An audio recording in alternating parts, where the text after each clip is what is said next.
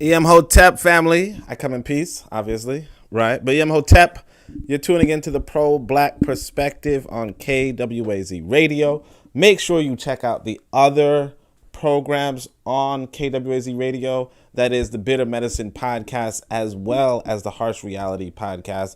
Obviously, if you haven't, check out the Revolutionary Matron channel, as well as the interview or, the personality quiz that I did yesterday.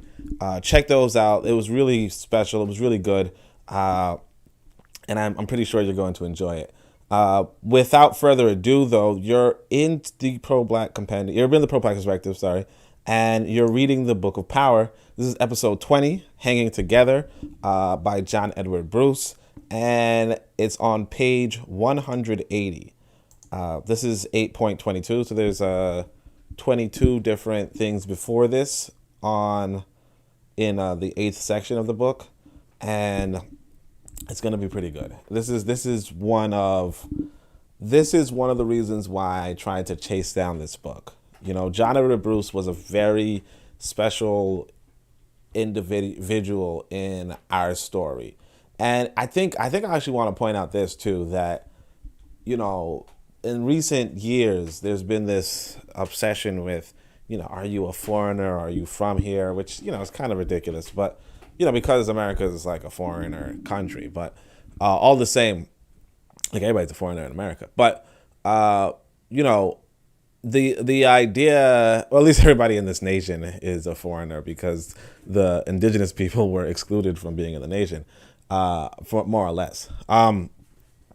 Why do I say that? Yeah, so John Edward Bruce, though, is among the best of quote-unquote African-American consciousness, And whereas I may not be someone who claims to be, quote-unquote African-American, the least I do is to study the best that's among us here,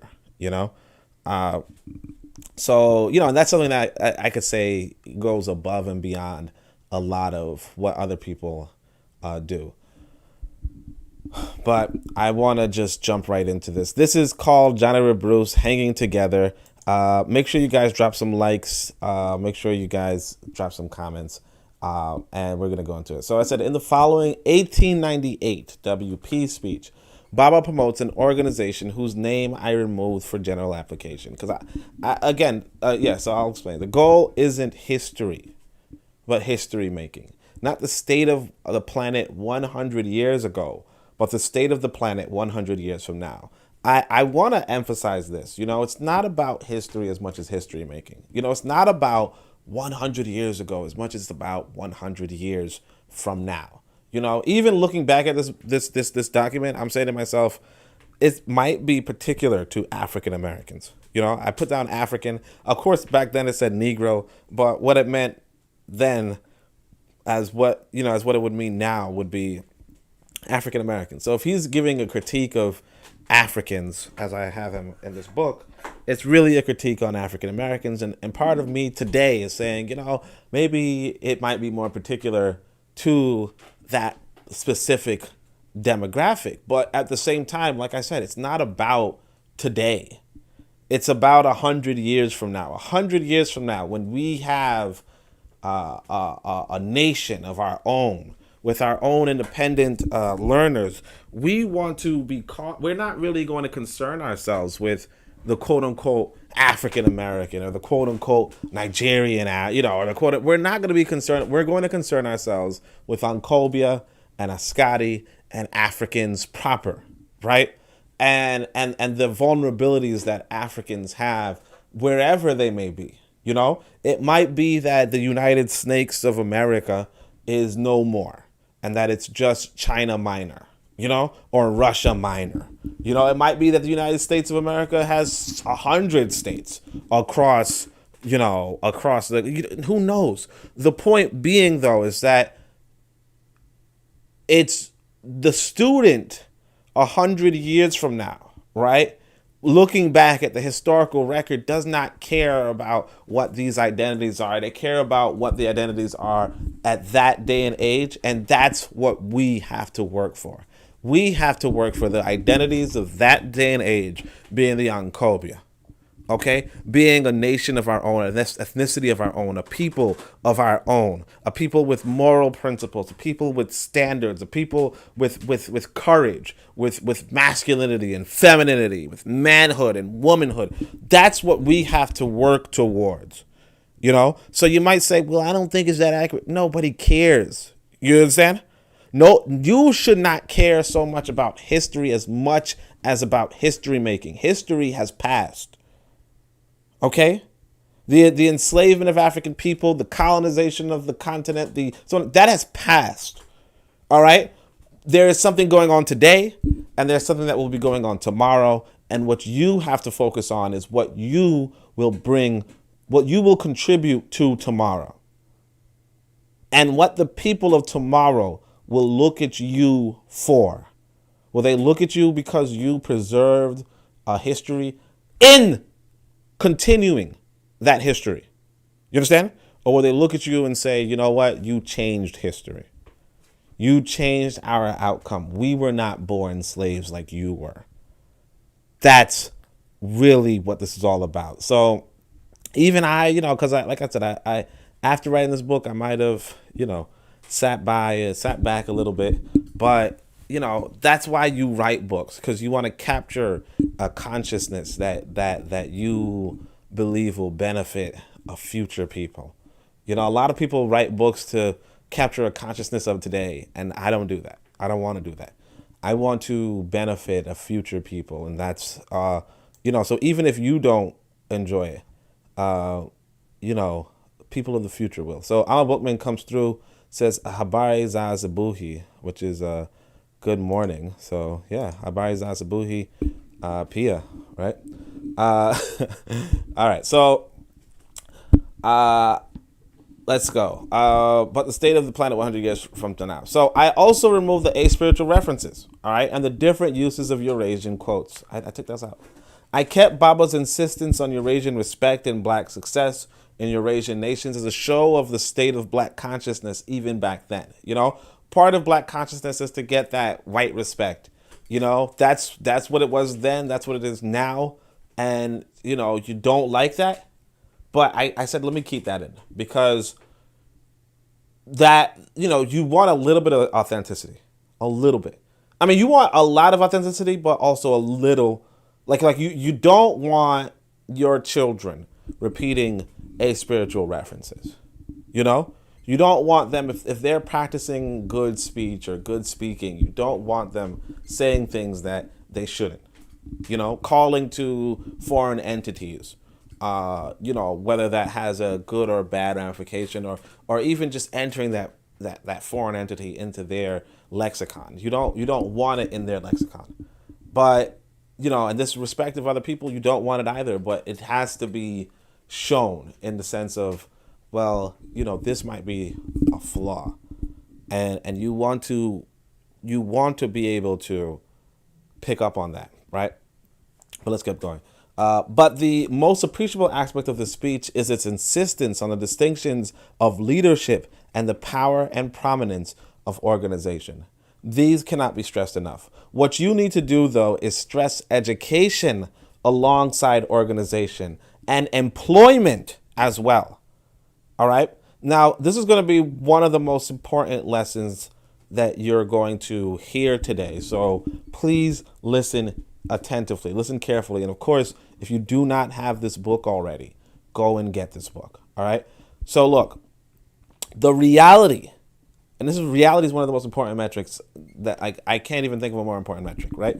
The reality is that our enemies educate themselves alongside their organizations. Okay. Leaving this part explains why we don't get far in just organizing. Again, you cannot just organize. You have to educate with organization. In yesterday's podcast, we did a interview. I did an interview with Revolutionary Matron. It was wonderful. But here's the thing I want to add to that. At the end, it was revealed what her solution was. I mean, what her personality would have been, right? And it was nice that it confirmed her experiences. But the thing I want to say is that the personalities that I gave were all occupations, right?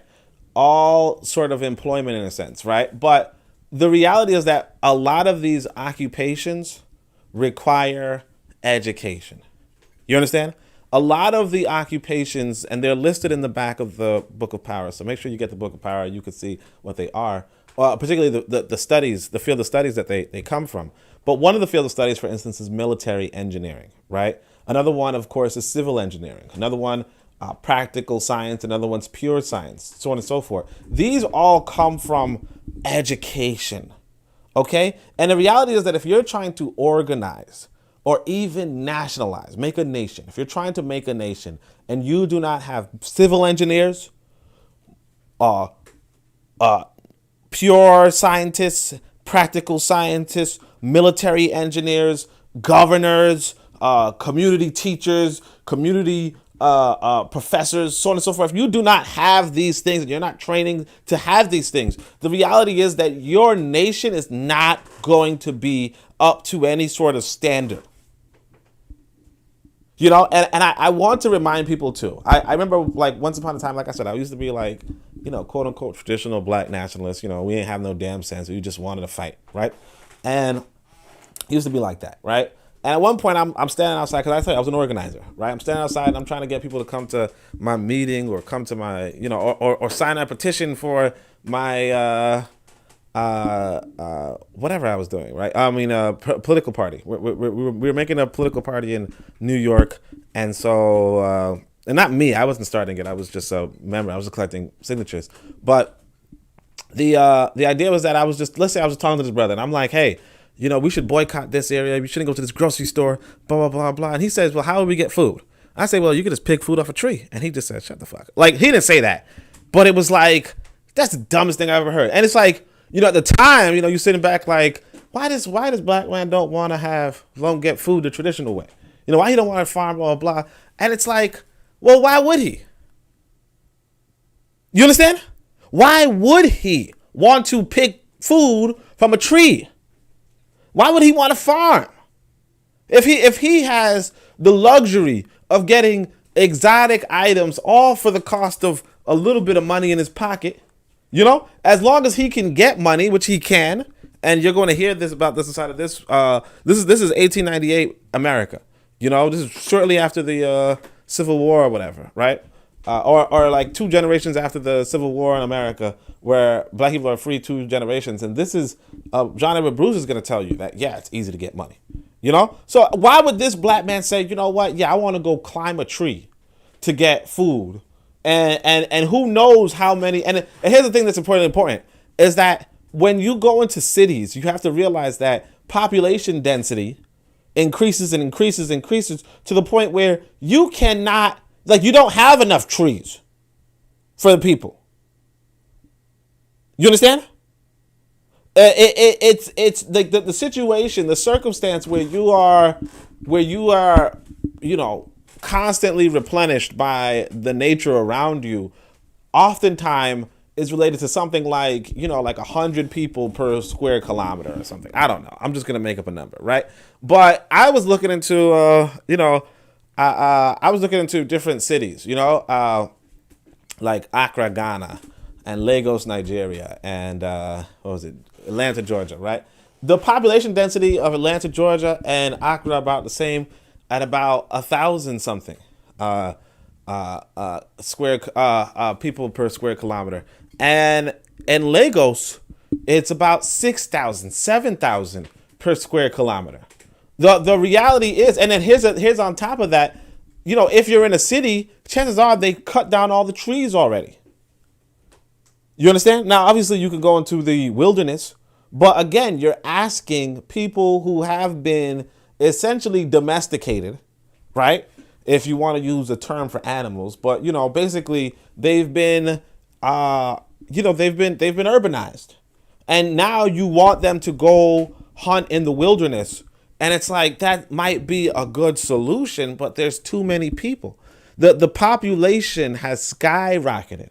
A lot of us kind of underestimate how much the colonization and eventual urbanization of African people exploded this population. Now, obviously, that's not to say that the population wasn't already slaughtered, right? But now the population density has shifted into cities, right? And obviously, the growth of the city now outpaces the growth of the rural areas.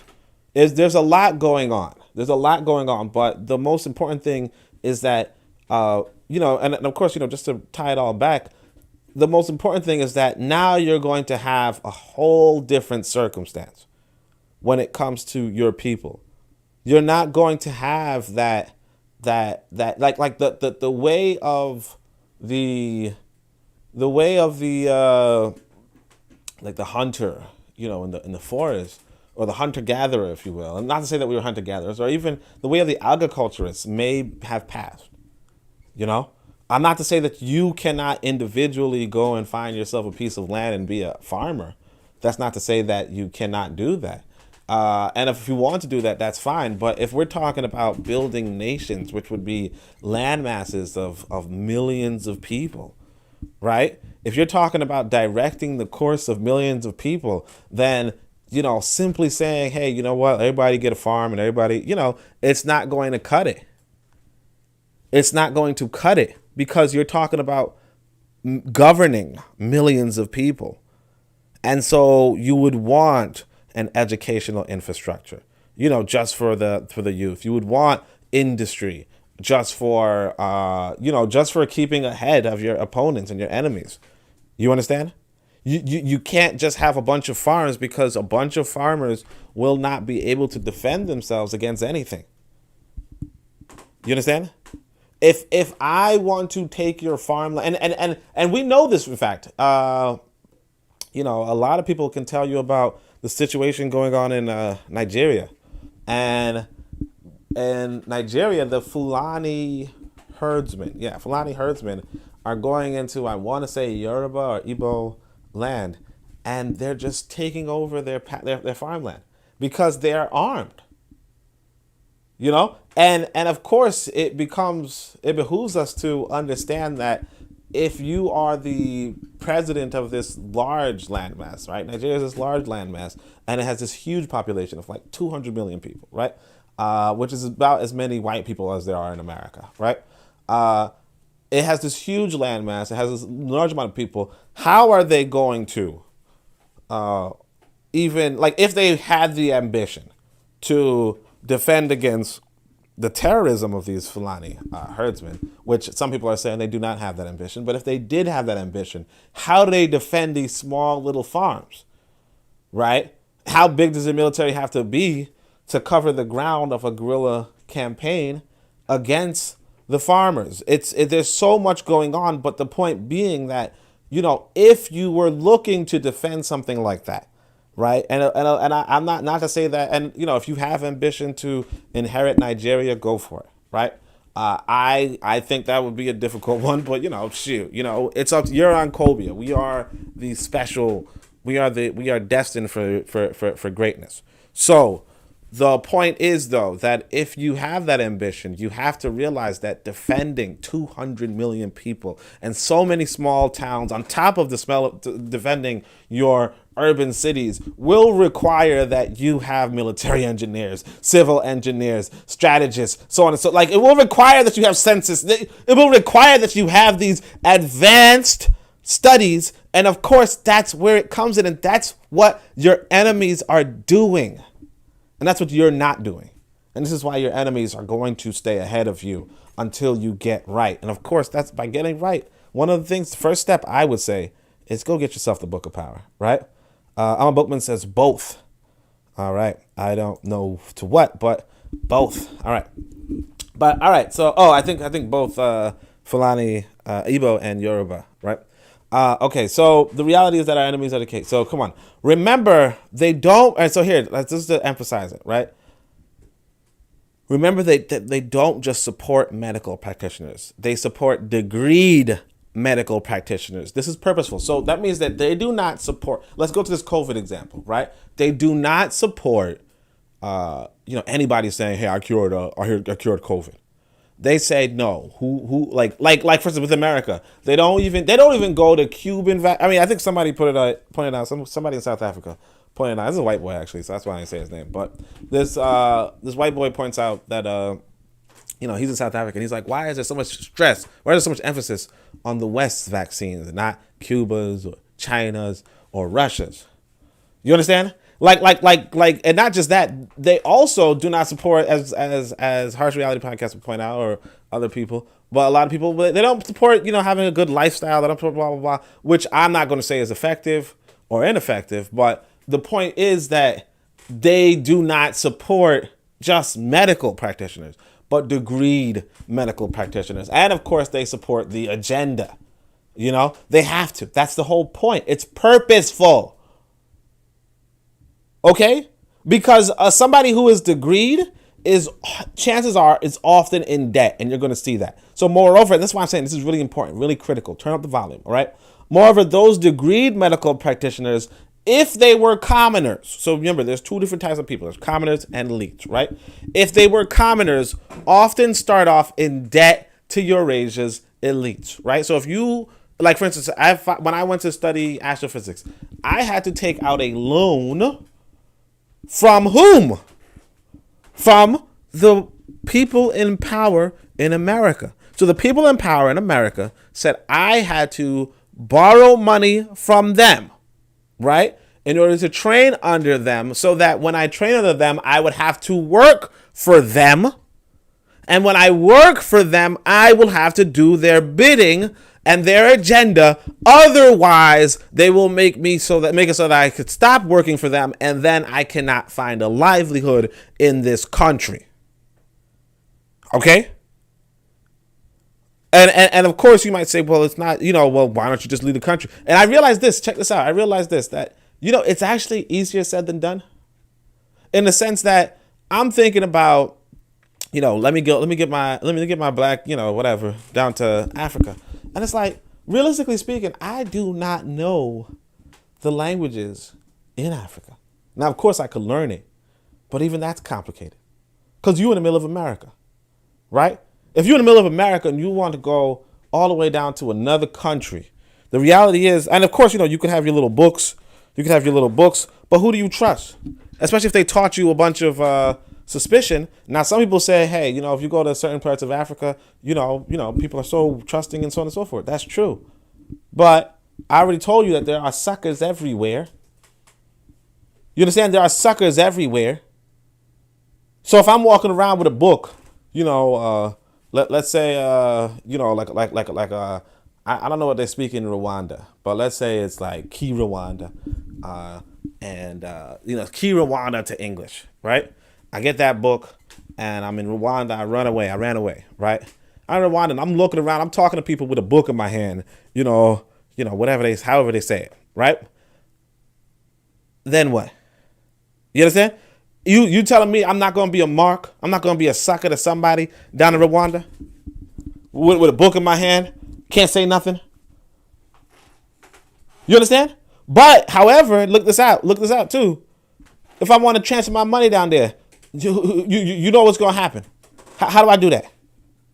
Who do I got to go through? I got to go through the same elites that I just said, F you. I'll be like, all right, send me the money to my account. I'm going to be in Rwanda for the rest of my life. Just connect my bank account to. You understand? And you think America, if I do something silly, they're gonna be like, yeah, okay, sure, or they're gonna freeze this account. You're under somebody's control when you're in their colony, when you're in their nation. And I keep advising, one of the things you want to do is get out. Obviously, like I said, but it's easier said than done.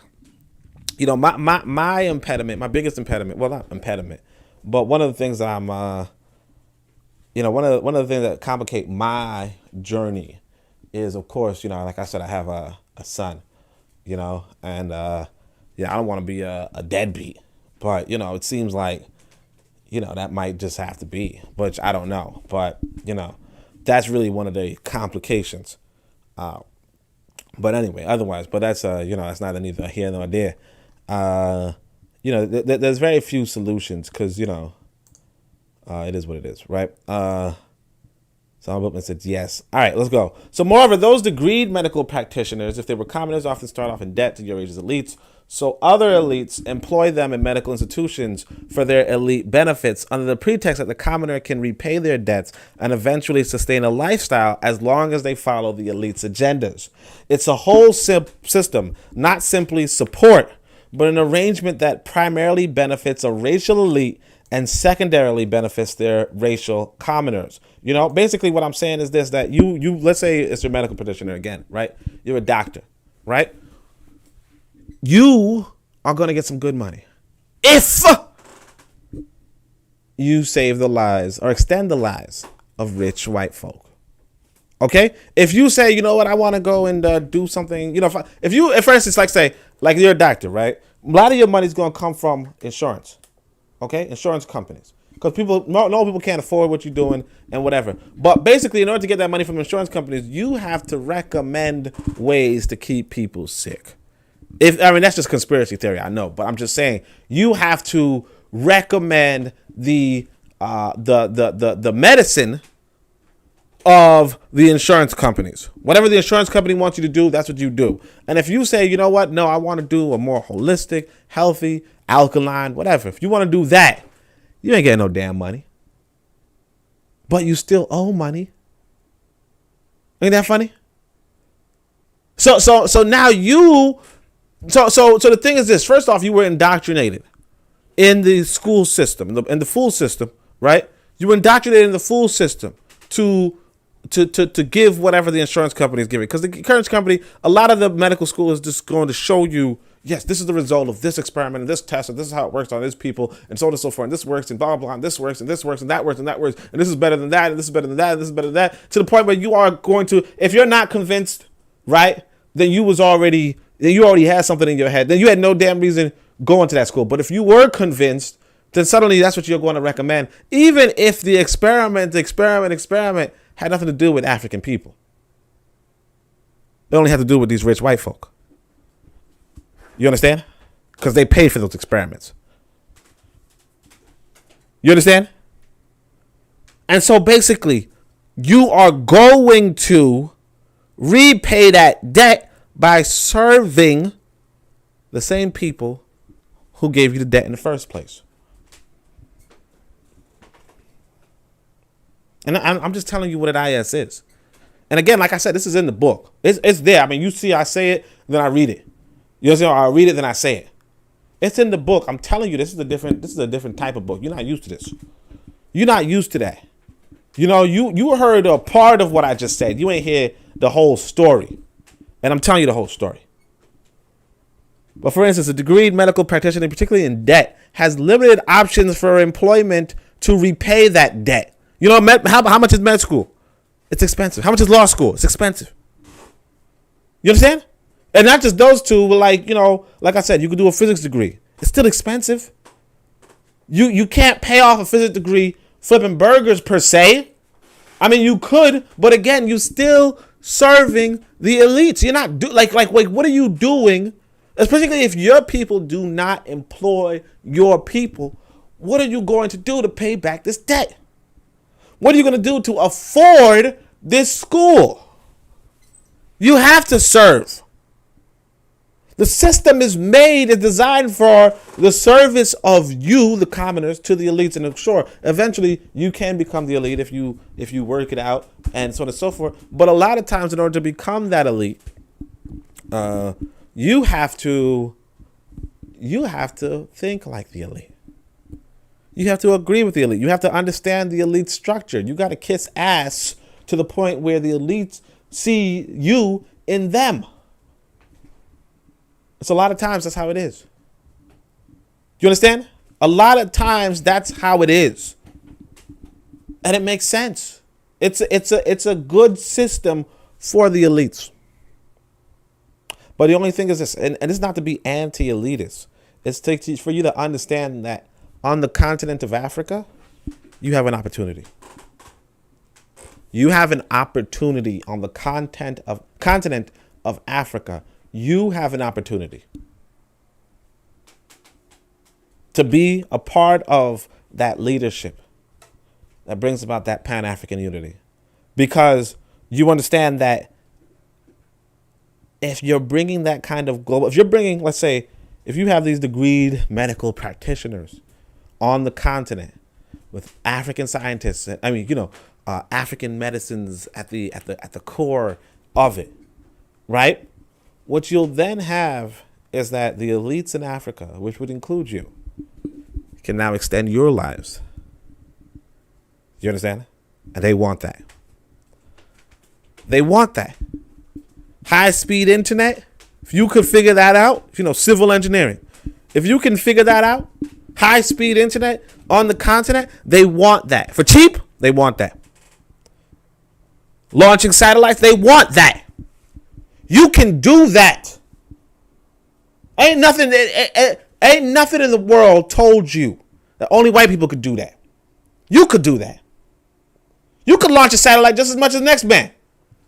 The physics behind the satellite launch are universal physics. You can do that. You can engineer a whole internet system. You can have computer servers and satellite beams. You could have all of that. And they want that. A lot of these Ascati, they want that. And you could replace the Ascati and the Ascati consciousness. You can do that, but you have to work at it. Okay? You have to know what you want to do and work at it. But let's go on. For instance, the degreed medical practitioner particularly has limited options for employment to repay that debt, since payments and currencies are usually locally decided by elites, no less. Okay? So even if, say, a degreed African wanted to serve an underserved community or wanted to retire to another country altogether, despite the language barrier, right? And this can be in any field. The Eurasian elites have not made that an easy task and are connected to generally prevent this. Well, we're not going to fly. You want a no-fly list now. You're going to jail now. There was a sister, I'll tell y'all about this sister. Oh, yeah, so this was like Khalid Muhammad, like one of Khalid Muhammad's like old girlfriends, right? Ex-girlfriends or something, right?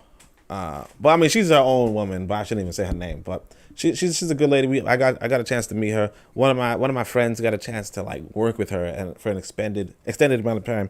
But here's what happened to her. She was a teacher, right? She was I told you guys the story already, but she was teaching black self-respect, right, to the kids. One day she's absent from school, right? And some white boy is a substitute teacher, and he's like, it's an English class or something. So he says, okay, here's a scene I want you guys to play. You play this ghetto, blah, blah, blah. And you play this hood, blah, blah. And one of the black boys who was in the class, was getting taught by this master teacher, says, no, I ain't doing that. That's disrespectful to my race. And he was like, and the white boy said, what did you say? And he's like, I ain't going to do that. I'm not going to play no undignified character, blah, blah. They call up this lady. Said, what you teaching this boy? What you teaching these kids? They took away her teaching license. City of New York took away her teaching license. This happens a lot. You understand? When you go through the full system, when you go through the miseducation system, they are certifying that you are a Scotty. They are like all those tests that you took, where it's like, hey, what's the best thing that happened when colonization? Like when all those tests that you took were for you to certify, those essays that you wrote were for you to certify that you were in fact a Scotty or astute at best. And of course, if you don't know what I'm talking about, go check out the Pro-Black Compendium, right? But those all were to, like I said, there's 4 stages of African consciousness. There's the Ascati, the astute, the activist, and of course the Ancovia. All of that was to certify that maybe you were a Scotty, maybe you were activist, maybe you were astute, but you damn sure was an Ancovia, right? And if you slip through the cracks and they figure it out, they find out, taking away your license. They're taking it away. And why wouldn't they? If I graduate, like I'll give you an example. If I was a head of a medical school, and I graduate somebody if I graduate somebody under the arts of holistic healing, and then I come and find out that they're not practicing holistic health, yeah, I'll take away their medical. Like, why not? What do you think this is for? Now let's do the opposite, or the contrapositive, or whatever. I don't know the words. But let's do the opposite. If I'm certifying you on doling out poisons under the guise of a medical practice, and then you say, "Oh no, I'm not going to dole out poisons," right? Suddenly, my institution is in question. So what I do? If you're certified under my institution and everybody's using you're using my certification to say that, yes, no, I don't like what I learned, right? I'm going to take away your license and say you ain't studied yet. It's common sense. So some of you just looking for the truth, but you're not looking for, like some of you looking for the ideal and you're not looking for the real. You understand? Some of you look for the ideal and you do not look for the real. And that's really where all this issues come into. You want what's ideal. Well, it's ideal that, a person who graduates from this institution should be able to do whatever they want. And they earn their degree. That's what you want. These people want power. Do you?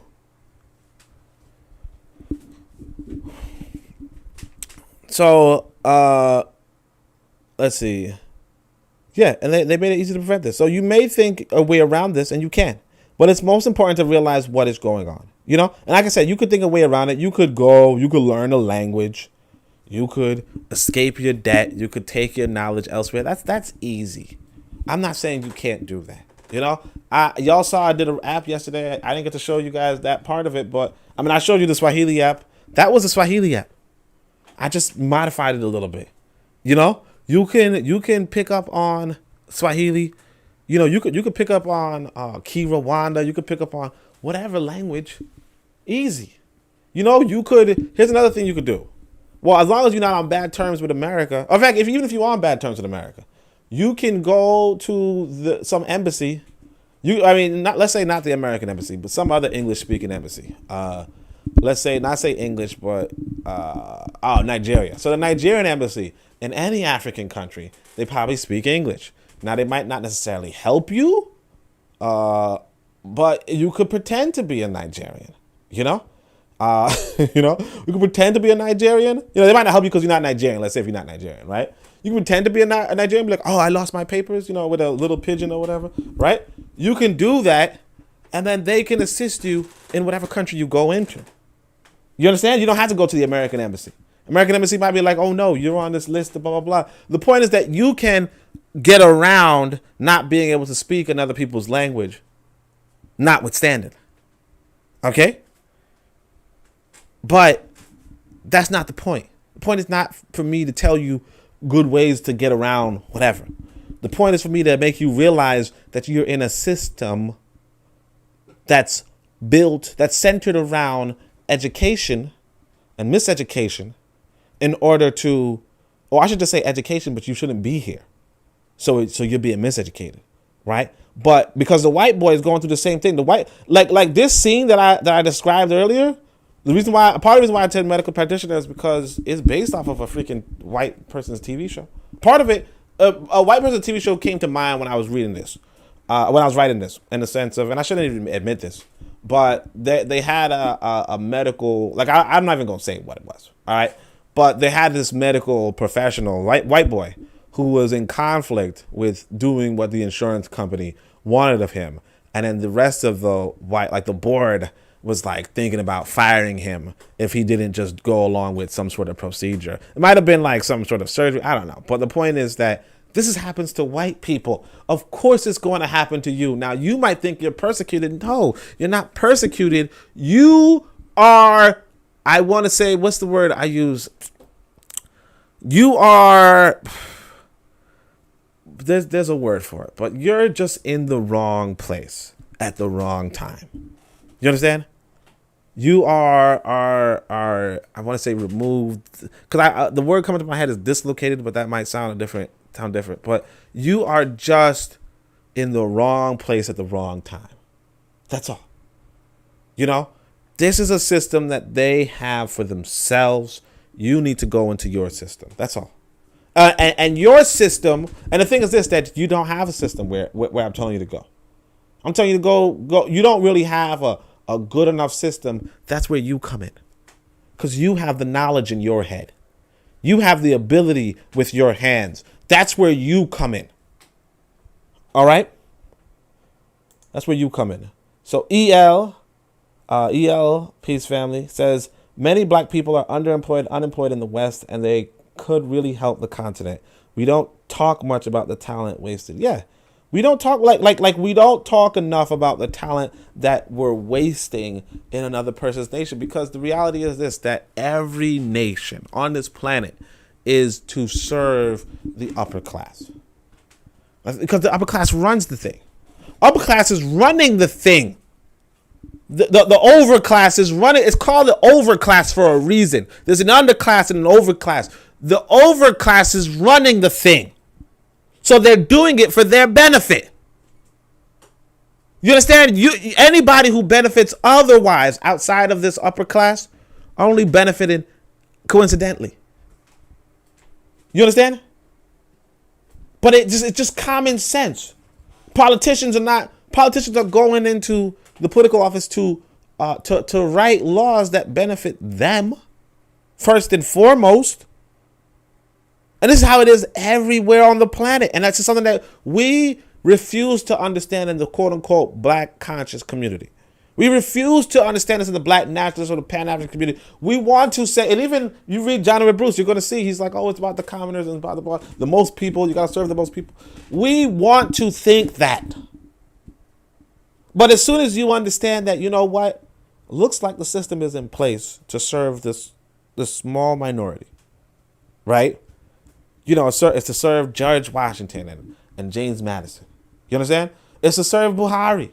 Like Buhari in Nigeria, he openly says, hey, they say, why are you building a bridge to Niger? You know, and you know, a friend of mine said, you know, he should build it to Ghana. You know, he should build it to Accra, because when you build it to Accra, you could stimulate the economy, blah, blah, blah. But Buhari said, oh, the reason why I'm building it to Niger is because I got family there. He's not going to Accra. Where he going? You know, and of course, you know, you could broaden it. You know, y'all saw, if you follow my Twitter at Onitaset, you see that you know, you could broaden it. You know, you could say you know, oh, he don't have, like, his advisors might be Fulani. You know, his advisors might be from Nigeria. They're not necessarily from America or the American diaspora, or sorry, the African diaspora, or they're not necessarily from Ghana. And if they were from Ghana, maybe his advisors would tell him this would be a good thing to do. But regardless, the point is that he tells you straight up. It's like even with Trump. Trump was the president of the United States for a moment, right? Right, I got a giggle, right? All right, but he was the president for a moment, and Trump was like, oh, we're going to hold a meeting in my hotel. Why your hotel? Why not? It's a hotel, isn't it? Well, yeah, but, you know, no. You know, he did that. He was like, oh, we're going to hold another meeting right the day after. Why we need another meeting? Why not? Come to my hotel. It costs this much money. Don't worry. The city will pay for it. I mean, the country will pay for it. For your benefit. And you might say, well, that sounds like that's some corruption and blah, blah, blah. That's how the system works. People are not working for free. You're not sitting up writing 800-page documents for free. You're not holding all these meetings for free. What you thinking? You know? Or you go to Trump. Trump's got like a billionaire.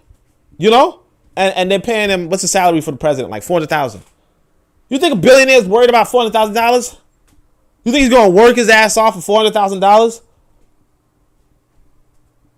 He's going to lose here, spend the last years of his life for $400,000. Like that makes sense to you? Well, he shouldn't have took the job. I mean, yeah, maybe not. But he did. And so he says, look, I might as well make this worth my time. Time is money. I got to put my whole business on hold? No, time is money. And that's how it is for everybody. Buhari, I think, came out of retirement. You know? He was already the president once upon a time. He came out of retirement. You think he came out of retirement just for shits and giggles? To build a bridge to Ghana? Oh, yeah, we're going to stimulate the economy, blah, blah. I don't know how this is going to stimulate the economy, but we're going to stimulate the economy. Like what? He's like, nah, what problem I saw in my retirement was that I can't see my family as often as I can, as I wanted to. But you need to build a new road over here. That's what it is. And it's common sense. But you don't want to hear that. It's also worth noting that Baba did not initially support Garvey, as he admits later. So I'm going to show that portion later in the book. Hanging together like good intentions means nothing without education. All right, so you need education. As whites don't actually hang together, but elites of a certain nation or race do, more or less. So white people generally do not hang together, but Bill Gates and Warren Buffett do like work in the same foundation. Okay, Jeff Bezos and whatever that guy is, the Facebook guy. The robot, the android. I'm about to make I would say data. No, but anyway, yeah, they work together. You understand? And they hang together. Because they're trying to figure out how to how to cut deals with each other to make their lives better. You understand? So you go to Amazon, which is like a big distributor in America, right? And there might be a share on Facebook button. That was negotiated between the two, or a share on WhatsApp video. That was a button that was negotiated between the two. You understand? That's what's going on.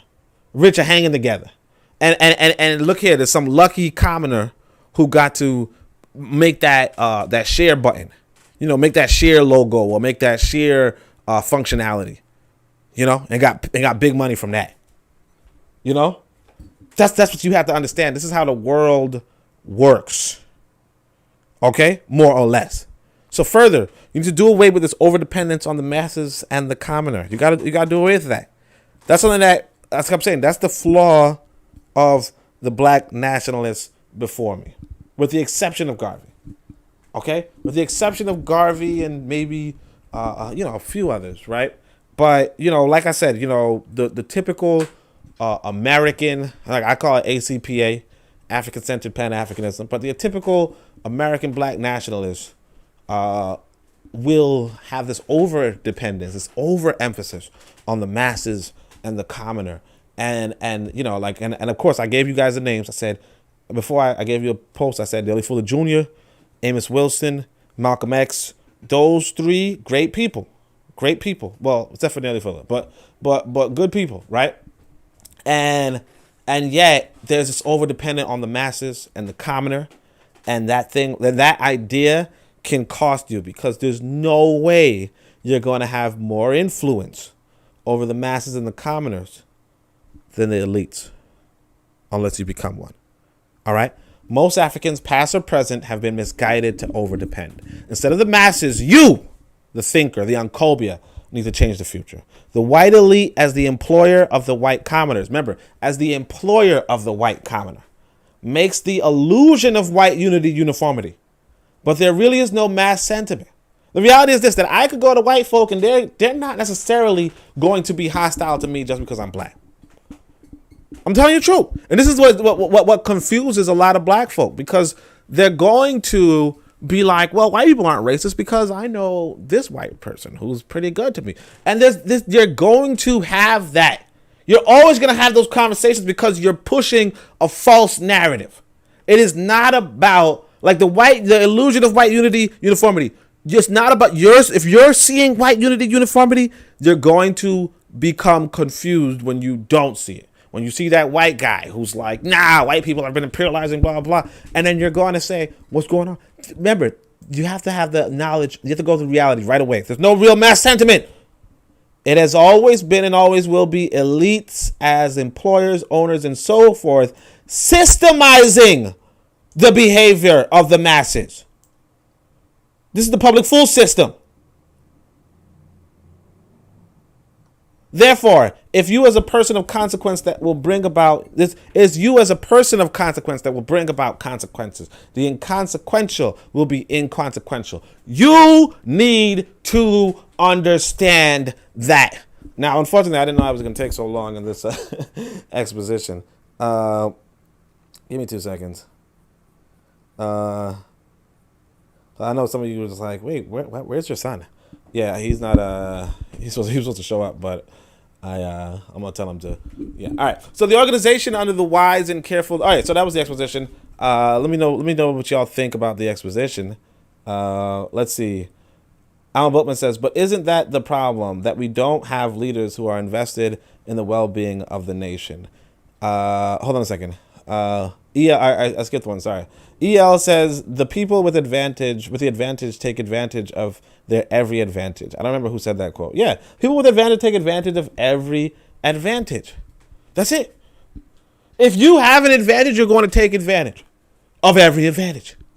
That's what you're supposed to do. Al Bookman says, but isn't that the problem, that we don't have leaders who are invested in the interest of the nation? Isn't that the problem, that we don't have leaders who are invested in the well-being of the nation? Isn't that the problem, that we don't have leaders? Well, yeah. So, yeah, I mean, that's a problem. But again, the nation is the leaders. You understand? The nation is the leaders. So the thing is this, that they are invested in the well-being of the nation, but they don't know better. You know? They don't know better. In the sense of, and by know better, I mean, how else you're in the middle of Nigeria. You don't have any civil engineers, okay? Or let's say you don't have that many civil engineers, right? Or you don't have any satellites. How else are you going to get internet? How are you going to get internet if you don't have any? It reminds me of, there was this powerful podcast by Bit of Medicine podcast, right? Bit of Medicine is talking to this brother in, I want to say Senegal, right? But I can't remember. Oh, RJ Mahdi. So he's talking to RJ Mahdi. Make sure you guys look up RJ Mahdi, or make sure you look up this interview between RJ Mahdi and Bit of Medicine, right? And in the interview, you know, RJ Mahdi is talking about how they are negotiating some deal from China to dig up the oil off the coast of the ocean in Senegal or something like that, right? So there's a oil deposit, you know, off the coast of the ocean, and so, you know, China is now digging into it, right? And so Bit of Medicine asked the question we all want to know, which is, you know, why don't we have black engineers doing that, right? And RJ says, you know, like, while it might be good, like it might sound good, the reality is that black folk do not have the ships required for offshore drilling. We don't have the gigantic drills for offshore drilling. So if you're looking to, if you're looking to get money from that oil deposit, right? If you're looking to sell oil abroad to profit Senegal, but you cannot actually dig in the ocean, then what are you supposed to do? Not dig? What are you supposed to do? Build a ship? How are you going to build a ship? Who's going to build a ship now? You go to another problem. Who's going to build a gigantic ship when most of your people are sitting around waiting for the internet to turn on so they can watch YouTube videos? You know? So it's like, if you're trying to benefit the nation, what does that mean when your people are underprepared and under-equipped? It means that either we, as I say on Copia, as Africans of well-meaning Africans, either we go through and put that put the resources and resourcefulness into our people's hands, or we're going to have to depend on other people, because that's the only way you're going to get oil from the bottom of the ocean, or from deep in the ocean. Because I'm telling you right now, I want you, honestly, to go to the coast of some ocean and look out into the ocean and tell me how you're going to bring up oil from farther out. You know, like, look as far as you can. right? And tell me how you're going to get oil from that ocean to wherever you need to get it. You understand? If you are a national leader and China comes along and says, I could do it, and America comes along and says, I could do it America comes along and says, I could do it, and China says, I can do it for cheaper, right? What is the best choice what are the choices you have? China. You understand? And China says, or even China says, well, I can do it for cheaper, plus I can give you a little bread on top of that. You know, the issue with us as a people, and I think we don't really understand this fully, is that we say things like, well, you know how much money we make from oil and blah, blah, blah. Y'all don't make no money from oil. You got foreigners coming in and extracting the resources and paying and giving a kickback. You understand? And the foreigners like whoever is giving the kickback because, see, my black ass probably be like, you know what? No, you ain't going to be here. You ain't going to be here. We don't even need you to dig up oil. We figure out a way on our own. And they're like, oh, let's kill this motherfucker. You understand? And a lot of you, you know, like I got that brother Scully would say, a lot of you would just stand to the side. You know, they pick up their rifle, you know, and I'm like, no, we ain't gonna have these white boys, right? You know, and I'm like, everybody gonna stand with me, and you know, and y'all standing in front of me, showing the form of the human shell, and then y'all just step to this, you know, people to my left step to the left, people to my right step to the right, and that's it. But again, you know, we have to understand that when we talk about leaders who are invested into the well-being of the nation, what does that mean? When your people do not have the abilities, when your people do not educate themselves, what does that mean if you don't even process that deficit? Because not everybody sees that deficit. You understand? Most of the black nationalists around us do not see that deficit. I see the deficit, but look how many people I got. Look how many viewers I got. Look how many likes I got. You know what I'm saying? These are people with 200 million. You know, so on and so forth. You know?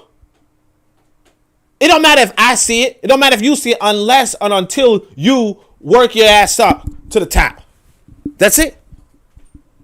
And no, you shouldn't do it for free. So Zuckerberg was the name, EL said. Facts, EL said. I'm a Bookman says, why should we be eager to benefit black elites like Buhari or Juvenile, Mose, and IT? Right? No. Again, you want to be the elite. Okay, the elite is the employer. All right, and it's not so much that you want to benefit the employer, but everything you do benefits the employer. When you go to work, who are you benefiting except for the employer? You understand? I got a friend who tells me that that where they work, the employer is bragging about how much more money they got. They're like, damn, we just closed this good ass deal. Meanwhile, that person, you know, the commoner, is like, shit, I ain't seen nothing. I ain't seen no real improvement. Right? Everything you do is already benefiting the elite. The question is, are you going to benefit a white elite or a black elite? If you're comfortable with benefiting a white elite and not a black elite, then you got to just go look at yourself. Look at yourself in the mirror. Be like, why is it that I'm comfortable with serving the people who kidnapped and captured and tortured and abused and maligned and denigrated and destroyed my people? But the only chance you got is to convince those elites right now that, you know, there's a better way. There's a smarter way. You can get more. You get a road to Niger and Accra if you put in education. If you emphasize education, if you emphasize skills, you can do more. You have to convince them, because the unfortunate thing is that they are the employers. They are the one who everybody's paying. When you pay your taxes, it's going to the elites. Fact or fiction? EL says the book, How Europe and Undeveloped Africa talked about this problem. Foreign workers on our soil don't transfer knowledge to us, and that's how we stay in inferior positions. Yep. I think Rockefeller said, those who work all day have no time to make money. That's another one. You know? Rockefeller's, I mean, that's what it is. You know? A lot of these elites, like they're sitting by making money. We benefiting them already. Everything, everywhere. If you're in a nation anywhere, you are benefiting the elite, regardless of what you do. When I go pay my taxes, right? It's the elites. It's Hillary Clinton and them getting the money. Obviously, Hillary Clinton's no longer a politician, but it's them getting the money. Who you think getting the money when I pay my taxes? And of course, now these elites will say, well, okay, we're going to put these roads, we're going to repair this road, we're going to do that, so on and so forth. But they do it according to what they think will benefit them. If they will get more votes from this area for building this road. If they could traffic more goods because of this road is being built. Because this highway is freshly paved. They're doing it for their benefit. All the times. All the time. Don't nobody just doing stuff for somebody else's benefit. And the way how you know this is because they're not really giving that much in foreign aid. How much more could that money benefit another country? But they don't care about the other country unless that other country has some sort of potential for them. That's common sense. America's like, you know what? I'm gonna help out Israel because it's a good ass position. It's right on right to the east of Africa and right to the west of the Middle East. Okay, it's in the middle. It's a good ass position, right? It divides North Africa from Arabia, right? So that we don't have to face our ancient foe of the Moorish Empire again. You understand? But Sri Lanka, they don't care about that. They don't care about okay, Sri Lanka, I don't know what's going on there. You understand what I'm saying? If they get involved in Iraq like they did, it's to support pro-Western movements. They're not supporting just anybody. You could have the whatever the Muslim empire, blah blah blah blah. They're not supporting that one unless it's attacking Iraq. Like, you have to understand there's a calculus in everything. And it benefits the people in power, particularly their vision. What is their vision? And of course, you might say, well, like the example of Buhari. You're like, well, Buhari's vision is not that friendly to me. Okay, don't vote him in.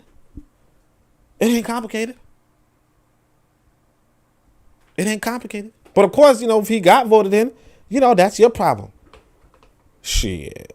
I mean, you got it. Like what happened with in Uganda. What happened in Uganda was Bobby Wine was running against Museveni. Museveni wins the election. The other presidents of Africa said, congratulations. What was it? I said Mugabe? No, I meant Museveni. Yeah. Congratulations, Museveni. That's what you have to do. Because it benefits you. You can't be like, well, I preferred Bobby Wine and I don't think your election was. No. Of course, if it benefits you, then go for it. Be like, you know what? No, Bobby Wine won. We challenge that. We're not going to recognize your authority. But again, it has to be your benefit and your vision's benefit. You have to have a vision. So what I'm telling you is that you have to get into the leadership with Yo, Chaka think I'm always yelling, man. Chaka, you never seen somebody speak, man? Like, what's his name? Is that Reverend Wright? I can't remember his name, but some Jeremiah Wright. Jeremiah Wright. He stay yelling. You gotta yell. But all right, whatever you say. So speaking facts, bro. Why are you yelling? Israel is also close to the Suez Canal, huge trading route. Yeah, exactly. You don't want this trading route in the hands of the Moorish Empire. Okay. Now some of you were like, well, it's no Moorish Empire. Exactly. You know what I'm saying? Like that's the point. You know what I'm saying? Like I said, it's not about the present.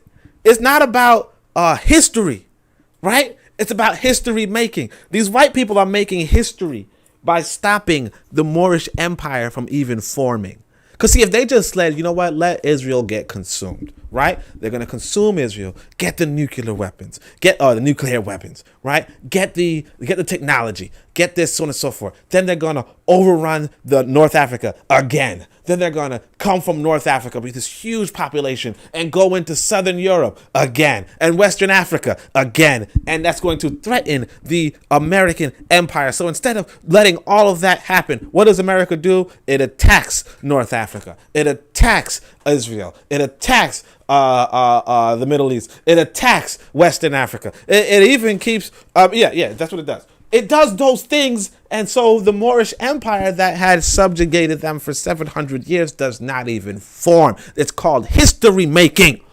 It's called learning from history. It's called knowing damn better, so doing damn better. The organization, under the wise and careful direction and leadership of its leaders, gives promise of becoming a strong force in the solution of the problems which weighed upon prudence and good judgment and the loyalty of the African for settlement. It is within the province of those charged with the responsibility and the duty of perfecting and completing the work which the organization seeks to accomplish towards uplifting the African race to make it the most effective agency for good ever established in this country. But without the active cooperation and the practical support of those whose necessities have called the organization into existence, the efforts of the men at its head will not avail to any appreciable extent.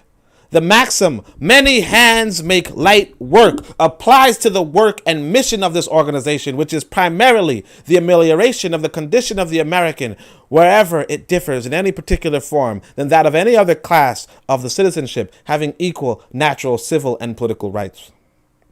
The conditions which hedge the African about in this country are to a large extent of his own making, the result of his apathy, indifference, and refusal to make the most of opportunities at hand.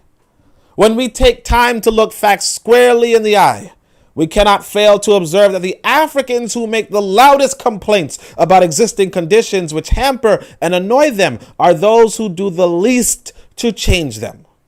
There are those who not believe in the efficacy and the potency of organization intelligently directed, or who, if they believe in it, are not willing to repose confidence in the wisdom, prudence, and good judgment of those who have the capacity and the executive and administrative ability to lead.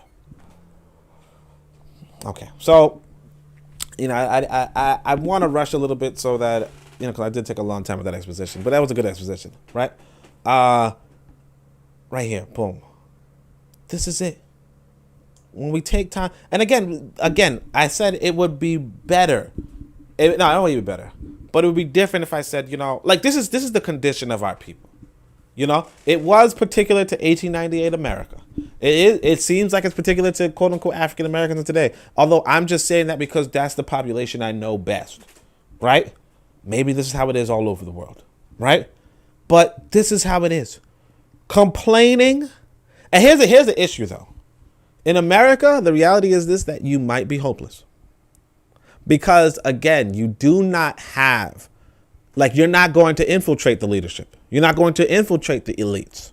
You're always going to be at the whim of Biden and Hillary and Bernie and so on and so. You're always those are the elites. Those are the leaders. Those are the governors. You're always going to be at their mercy. Now you might get some black people in office, sure. But they are those degreed people I was telling you about. They're certified, like I was telling you. And if they go against the agenda, what happens to them? One of the interviews I liked that I wanted to dissect online, it's just too long, and you know how I'm kind of talkative, right? Is the Malcolm X James Farmer debate. It's a really good debate, okay?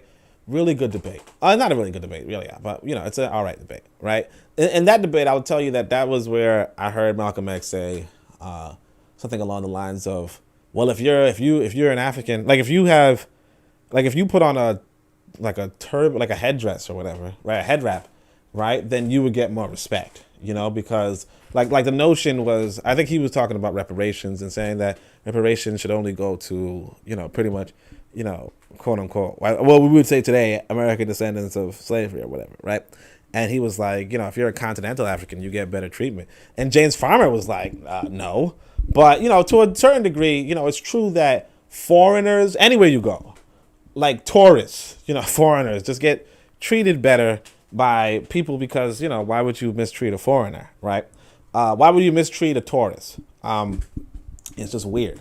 Like generally speaking, it's not a good look, particularly if the other nation and you have diplomatic relationships, which is what Asada Shakur's mother did. You know, she pretended like she put on the Spanish, like she spoke Spanish, and like acted like she was a foreign diplomat, and that let Asada Shakur get treated better. Like basically it was like a no colored or no black people allowed on in the museum, the amusement park, right? But it was like a foreign, like, but her mother pretended to be a foreign diplomat, spoke Spanish, and so the white people were like, well, we can't block a diplomat from, a diplomat's family from enjoying an amusement park, and so that's how she tricked them. But that's what Malcolm X was talking to, is that you put on like if you pretend to be a diplomat, obviously, and that's part of the thing that we don't really understand too much. But anyway, whatever, that's not even that important. But yeah, so I'm sorry, the reason why I was saying that too is that I have a friend in Azania, which is South Africa, and they were telling me that it's possible that if I were to go to South Africa, I would be treated better as a quote unquote American than if I were just like an indigenous South African, and that's the way how it is, like pretty much generally speaking, like the police or whatever are really there to control the indigenous people or the locals, but they're not really there to control foreigners per se. So that might be what Malcolm X was talking about. But anyway, why do I say this? Why it was a good debate. So he said the loudest complaints, so on and so forth. So I said, if you're an elite that goes against it. So one of the reasons why I like this debate is that it comes before the civil, like James Farmer is detailing how he's going to do some protest, right? If JF Kennedy doesn't do what he needs to do. If JF Kennedy does not, advance the civil rights cause, then they're going to do this big ass protest on him, and he should, keep his word. He can't just say nice things and so on and so forth. And apparently it was JFK who said, who brought about the word affirmative action, right? But anyway, long story short, JFK does do some civil rights stuff, and you're like, wow, okay, and he's killed. So James Farmer before that is like, like what's the worst that could happen if JFK just did what he's supposed to do as a president, and blah blah. And we're upset with this guy for not even advancing the civil rights cause, and he's like, we got to take it time, we got to be slow, and why are you being slow, and blah blah. And he's killed. White boy. You understand? It's a system. It's a system. Malcolm X, of course, is also killed. Dr. King, killed. It's a system. And the thing is that you have to know, too, is this, that sometimes these assassins, when you're an assassin, I mean, I don't know much about assassinating, I guess, right? Or at least I'll say that, right? But assassins, a lot of times you're going to see these assassins succeed or fail, they kill themselves. Succeed or fail, they go to prison. They take the fall. Succeed or fail, I don't know what it's about. But America has a system in place where they do have assassins who do take the fall, who don't talk, who kill. Remember that judge who was going against that guy? Her assassin, her husband's assassin, I think, right? Went into his car. I think he failed, I guess, because he was supposed to kill her. He failed. He went to a car and he put a bullet in his head. Allegedly. The guy who, because somebody was saying, Marcus Garvey was a real gangster because, he was like a kingpin or something because somebody was sent to kill him, and then they ended up falling off of a roof or something. But you're not looking at the consistencies in history. Realistically speaking, they went to go kill Marcus Garvey. They failed, and then they killed themselves. Or the assassin, the backup assassin. You understand? But that's neither here nor there. And of course, if you follow spy movies, you know that there are some people who quote unquote have things to bite their whatever, right? So let's see. I didn't see Alma Bookman's comments. She deleted them for some reason, or somebody deleted them. But it says message retracted. Mchaka says because they have a nation.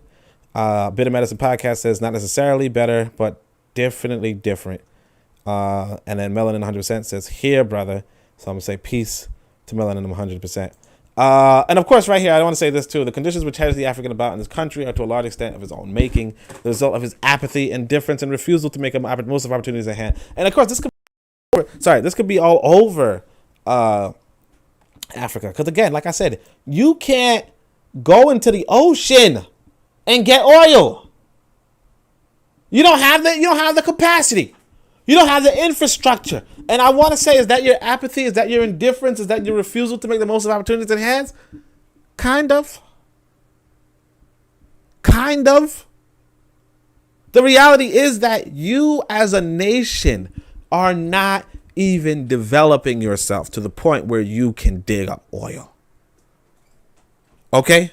You're not even developing yourself to the point where you can dig up oil. Now, take this difference. Like I said, Dangote comes along and he hires a foreign firm to, build that, so on and so forth. But again, it's a foreign firm.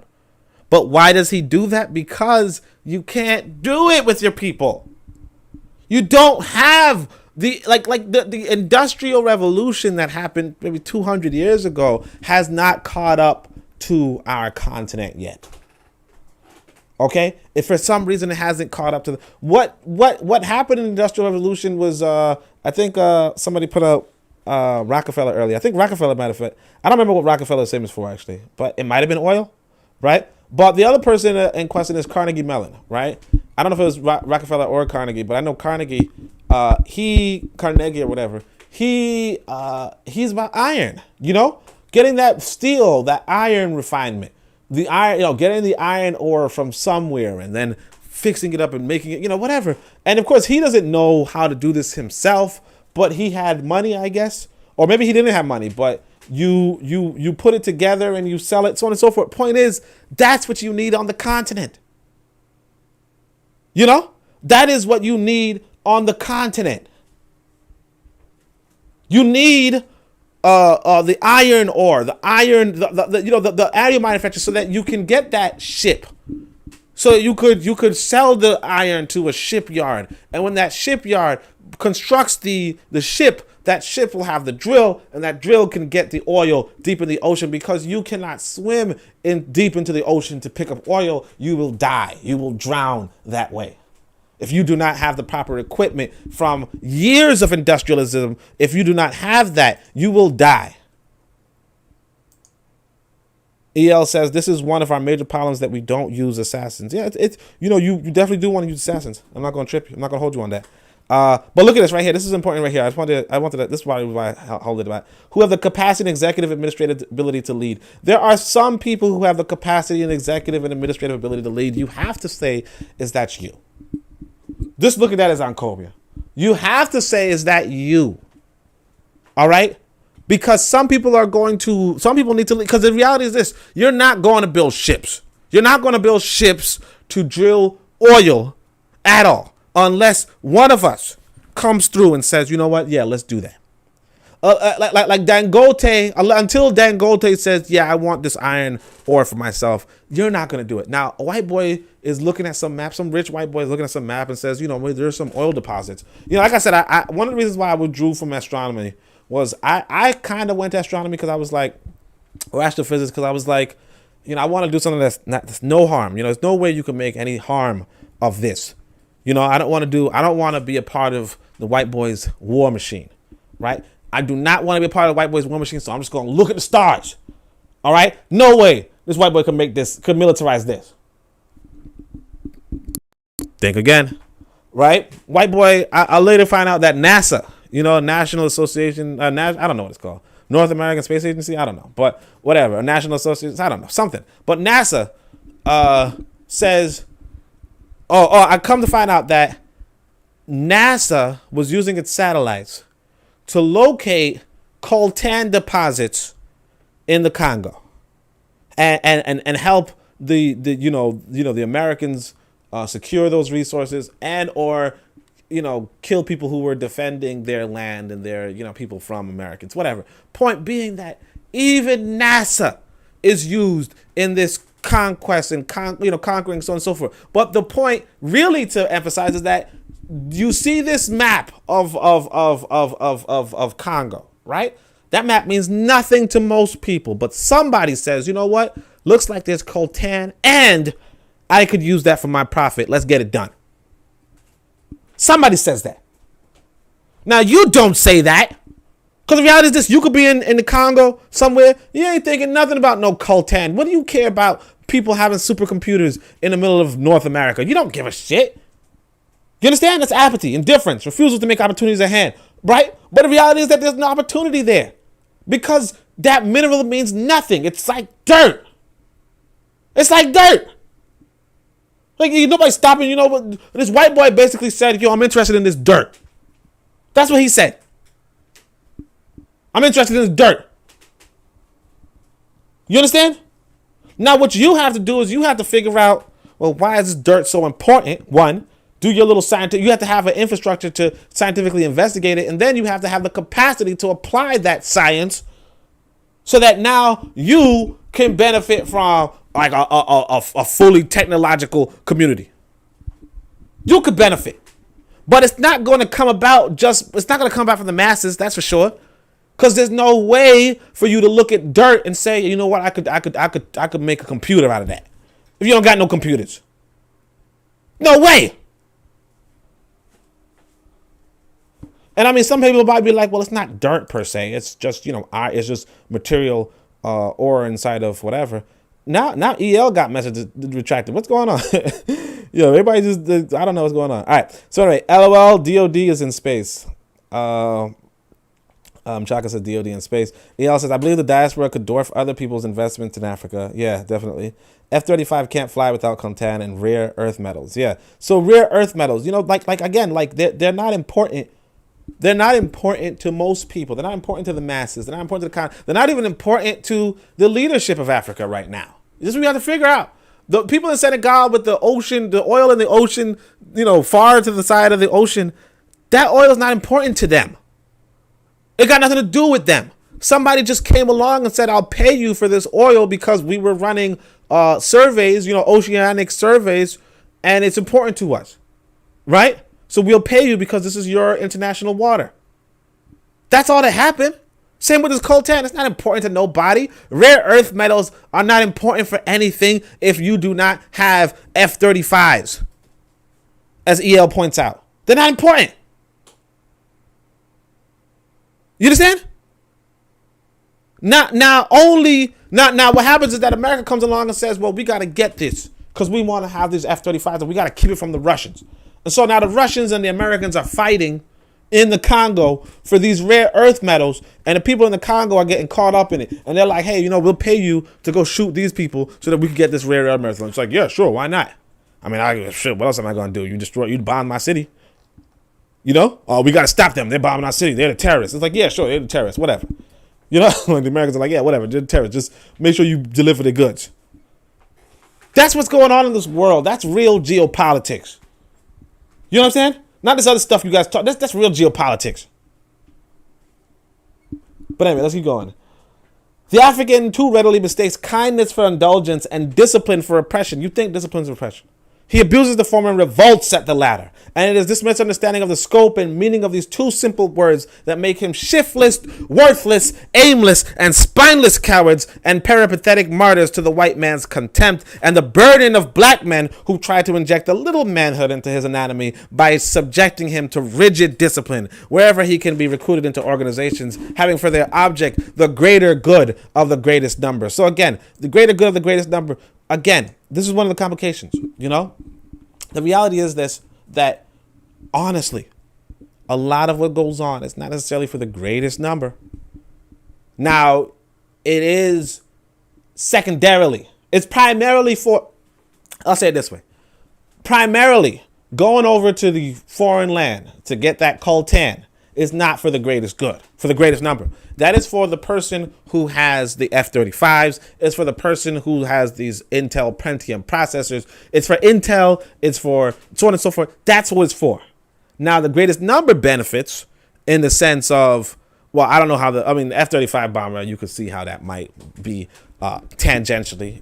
America has military supremacy, and that might help the average American, right? Because it helps the average American from being split up by being attacked by the Chinese or the Russians, right? But on the other hand, You also say the greatest number in the sense of, now I have this supercomputer or this computer or whatever, right? The point is that there's no direct greater good, greater number.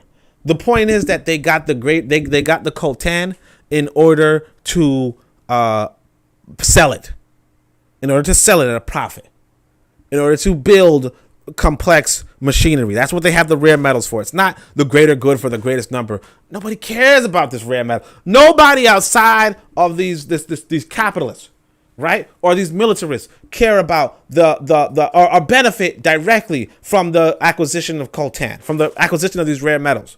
Okay, my neighbor doesn't really benefit, except for the fact that America can defend itself, or the American elites can defend themselves by sending their commoners to war.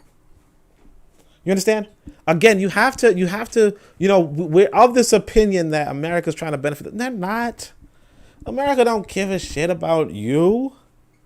America cares about keeping the system in place to protect the people who run America. And it's the same in Africa. It's the same in Haiti.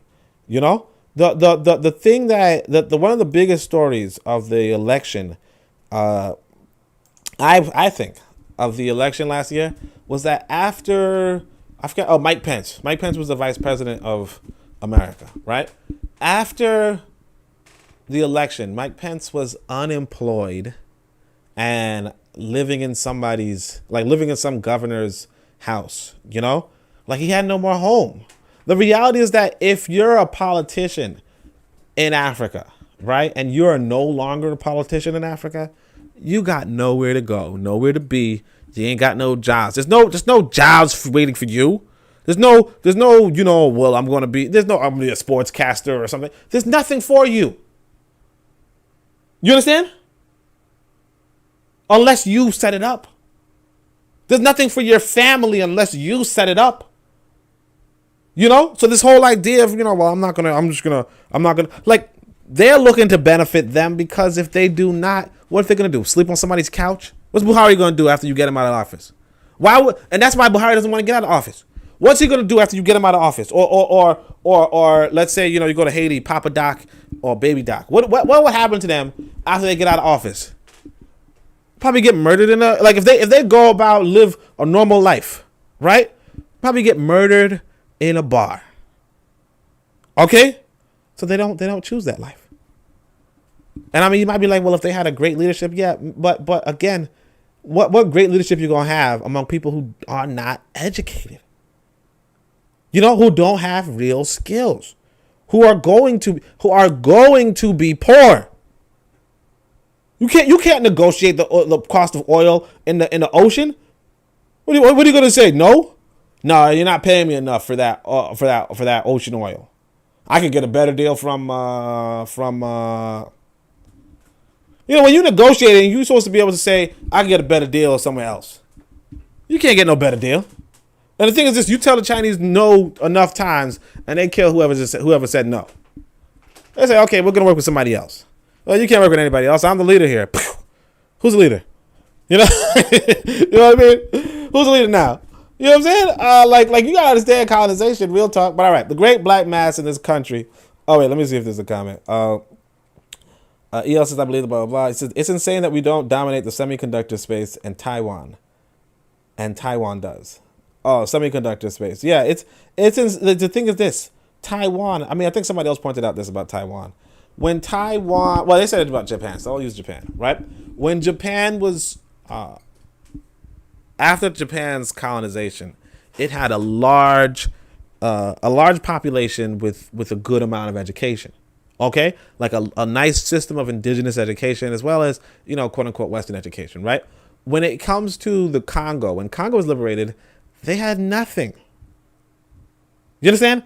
They spent half their time being butchered by the Belgians, right?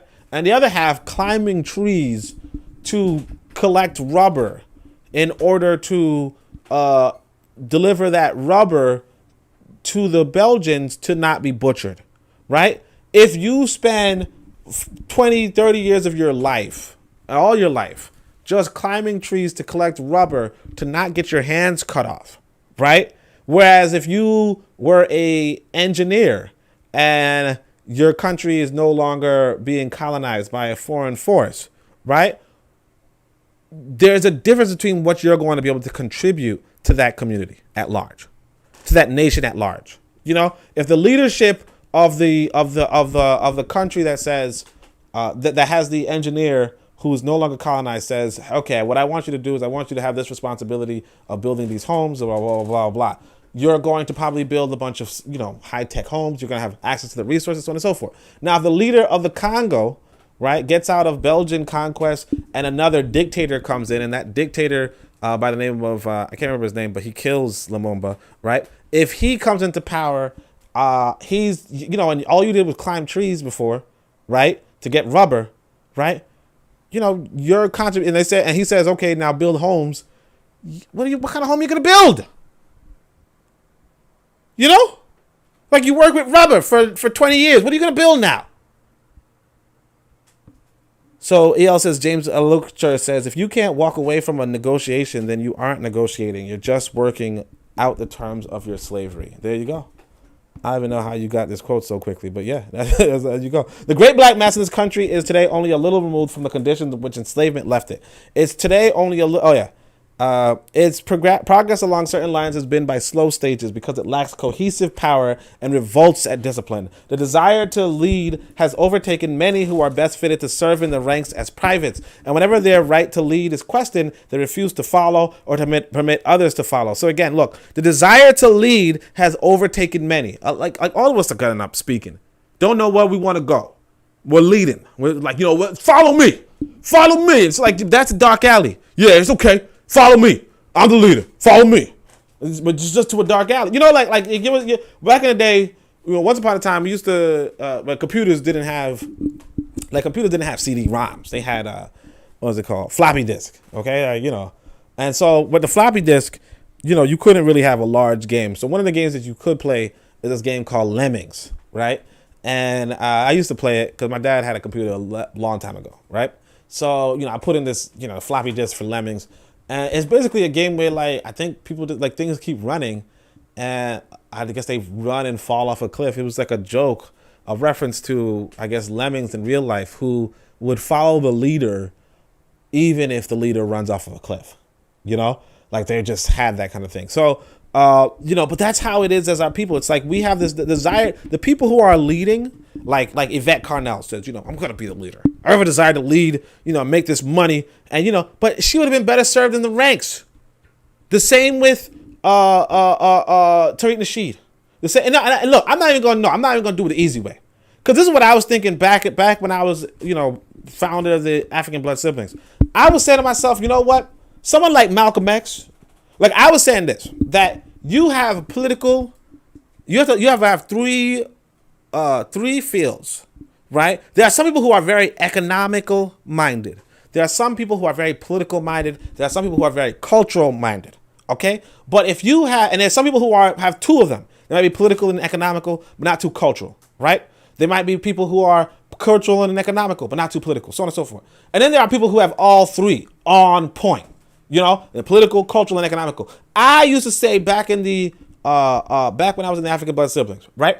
I would say be all three. Like the leadership should be all three, and under them, their generals, their supporters, their so on and so forth. They should be two, and under them should be one, and under that, if you have none of them together, you could just be like a private, like you said, serving the ranks as private, right? And I was saying even back then, I was like Malcolm X had the political on point, but obviously the cultural wasn't there. You understand? Or even Malcolm X had the economical on point, but obviously the cultural wasn't there because he was on that Islam stuff. But the point being that in a sense, even Malcolm X wasn't supposed to wasn't supposed to lead. Okay? Marcus Garvey was supposed to lead. Okay? Malcolm X would have been better in the ranks as a general or something. As an underling to somebody like Marcus Garvey. Because he's putting out Islam stuff. You want him in the political field because he was good with people. He was good with people. I don't want to say economical. I want to say he was a political person. He was good with people. There are some people who are really good with economics. You don't want them in the leadership position. I didn't want to use current examples because if I use current examples, you're going to be confused about what I'm saying. I'm saying that even back in the day, you had people like Dr. King, great with political, great in a political thinker. He wasn't economical. He wasn't cultural. He was great in the political thinking. You know, when it comes to cultural thinking, there was an organization, I think it was like the Yoruba of America, something like that. I don't remember what it was called, but there was like a whole black nationalist, like a whole Nation of Islam kind of movement, but it was around Yoruba. We had that in America. That would be like a cultural thing. You know, that would be like the leader of that organization would be a cultural leader. You want the cultural leader and the political leader and the economical leader to work together under somebody who was a more general and holistic leader. You know, who had all three going for them. But that's the point. You do not and here's the trouble. It's like wherever their right to lead is questioned, they refuse to follow or to permit others to follow. So, and you know this too. You know that, you know, anytime you call out any of these leaders, like Dr. King and Malcolm X were at odds. You know, for the most part, they were at odds. You understand? Oh, like Malcolm X describes how a lot of his popularity comes from attacking the black Christians. You know, which is a good thing, but it was not for if you're gonna do it for Islam. You understand? But again, you know, you have to understand that. Whatever the right to lead, blah, blah, blah. So there's only room in this country to one great African organization with a purpose. And again, like realistically speaking, there's no room for any African organization. Like just get out of this country, go form your organization outside of the country. Because like I said, I tried it. But I mean, you could do it if you want, but I would recommend otherwise. But anyway, there's only room in this country for one great African organization, obviously UNIA, with a purpose, and that purpose, the breaking down of the barriers erected by caste and prescription, which tend to humiliate and degrade the African everywhere where he attempts to be a man. Until the African en masse has learned the value and the use of organization as a means to an end, he will ever be divided, an impotent factor in all the relations which join him to other elements of the citizenship. And when he discovers that all other races in this country are united against him, and that those who are for him are not more than those who are against him, he will be just as blind and just as apathetic and indifferent to his own interests and welfare as he is now. And of course, this hasn't changed. You know, the reality is this, though. Again, like I said, you know, realistically speaking, don't even worry about organization in the Western world. Okay, don't even worry about it. Don't just leave. Just leave. I mean, if you have to stay, then stay. But again, I would say if you have to stay, come back. Okay, if you have to stay, come back, because your organization should be helping that nation that you've built in Africa. Okay, should be putting in forward the negotiation. Like you could be a lobbyist for that nation. You know, like Israel got lobbyists in America. Okay, China has lobbyists in America. You know, everybody has lobbyists in America for a particular nation, but you don't want to necessarily, like Alan Bookman was pointing out, you don't want to necessarily lobby on behalf of Nigeria and Buhari. Okay, you don't want to lobby on behalf of Buhari, or you don't want to lobby on behalf of the dictator in Haiti. You want to lobby on behalf of the nation that you build in Africa. So if you want to stay in America, then come back. That's it. Just come back. But you have to go and contribute to the nations that we're building on the continent. That's what I would tell you. Okay? And if you want, you take a short tour. Be like, you know what, 5 years, I'm helping build this nation. That's it. And then I'm come back and, you know, I'll continue my life like it was nothing. Right? If it needs be. If you need to come back, then but just don't bother staying here for 5 years and getting nothing done. Because you don't have a nation here to support. You don't have anything to lobby for. Realistically speaking, you ain't got nothing. You know what I'm saying? You got nothing. Let me see what the comments are. U.S. presidents have lifetime salaries and pensions. Yeah, U.S. presidents. True. The presidents in Africa have have a death sentence. You understand? With the I mean, like, there's some exceptions, obviously, but a lot of these people are not liked. You know, and the thing is this too, they're broke, they're poor. You know what I mean? Like Buhari steps down. Like I want to give you a realistic example, right? Buhari steps down. You think he's gonna have 24/7 military protection still? You know, 24/7 Secret Service still? You know, if he even has Secret Service, but if he does, think you have 24/7 Secret Service? You think he's gonna have a salary from, you know, if the next leader hates Buhari's guts, you think he's gonna be paying out money to Buhari? That makes sense to you? That makes sense to anybody? You know, look at like Amma was saying. You know, why should we even work to the benefit of these people, right? You know, that's a comment there, right? Like, why should we be eager to benefit black elites like Buhari and so on and so forth? Basically, why not let them die? In a sense, or that's like the mentality down where she's at. You understand? If that's the case, why would that person step down? Knowing full damn well they ain't getting the full lifetime salary. Knowing full damn well they're not getting you know, bodyguards and protection. Knowing full damn well the safest that they're going to be is in power. You understand? Now, see, America knows that, you know, because even when it came to Trump, they were like, let's withdraw that shit. Let's withdraw that 24/7 Secret Service. That's what they said. And Trump, and you know, some people say Trump wasn't even that bad. Now, I wouldn't say that, but still, they say Trump wasn't even that bad, right? But white Americans are like, let's withdraw. Now, what do you think about black Africans who don't have the advantage of 200 years old system? Do you understand? Who don't have the, or they do have systems before, you know, the current system, but it might not have involved 24/7 Secret Service. It might not have involved salaries and so on and so forth. You know, a lot of times, here's the thing that you probably not picking up on too, is that in traditional Africa, a lot of times, if you were the leader for life. And your kid was the next leader until the dynasty overthrew you and they slaughtered your whole dynasty. But you worked against that. The point is that, and I'm not saying, I mean, that sounds more like some medieval stuff, so I'm not going to quote, you know, don't quote me on that. But the point being, that's a system. You understand? Hold on a second. Let me see what time it is.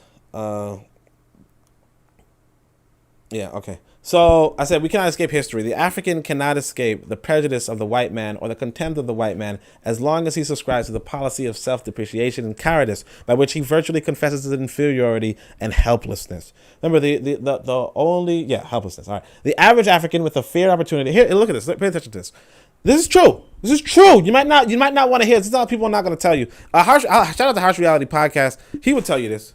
Right? But other than that, you know, you're not going to hear too many people tell you this. I mean, they will tell you this, right? But the average African with a fair opportunity, which he, of course, must make for himself through organization, can become as successful in the ordinary affairs of life as the average white man, behind whom stands every other white man to encourage and sustain him in business, politics, the professions, or in whatever else he may attempt to do. So strong is the spirit of brotherhood and fellowship in the white race. Yeah. So, again, now, of course, this has two components to it, okay? This is two components to it. The reality is this, that you can work for white folk, do an excellent job, get that money, and make as much money or even more money than your white counterparts. You can do that. But you're still working for white folk. You understand? Now, here's the other part of it, too. There's this idea, like I said, one of the things I used to say when I used to be a street organizer, you know, I used to talk to people, randomly people on the street, trying to get into my meetings. I would say, you know, black people, we have the resources, but we don't have the resourcefulness. The reality is this. You don't have the resources. The people who have the resources are the nation. The nation has the resources. America has the resources. The reality is that if I want to build a shirt factory, right, I'm not going to have access to cotton. Unless I go through, I mean, I could get cotton if I have land or if I negotiate with some party who does have land. But the nation more or less owns the land, you know? Now, you can navigate through the system and get yourself the cotton and get the shirts and so on and so forth. The point on top of all of this is that there is a system in place that is here for the benefit of this white person.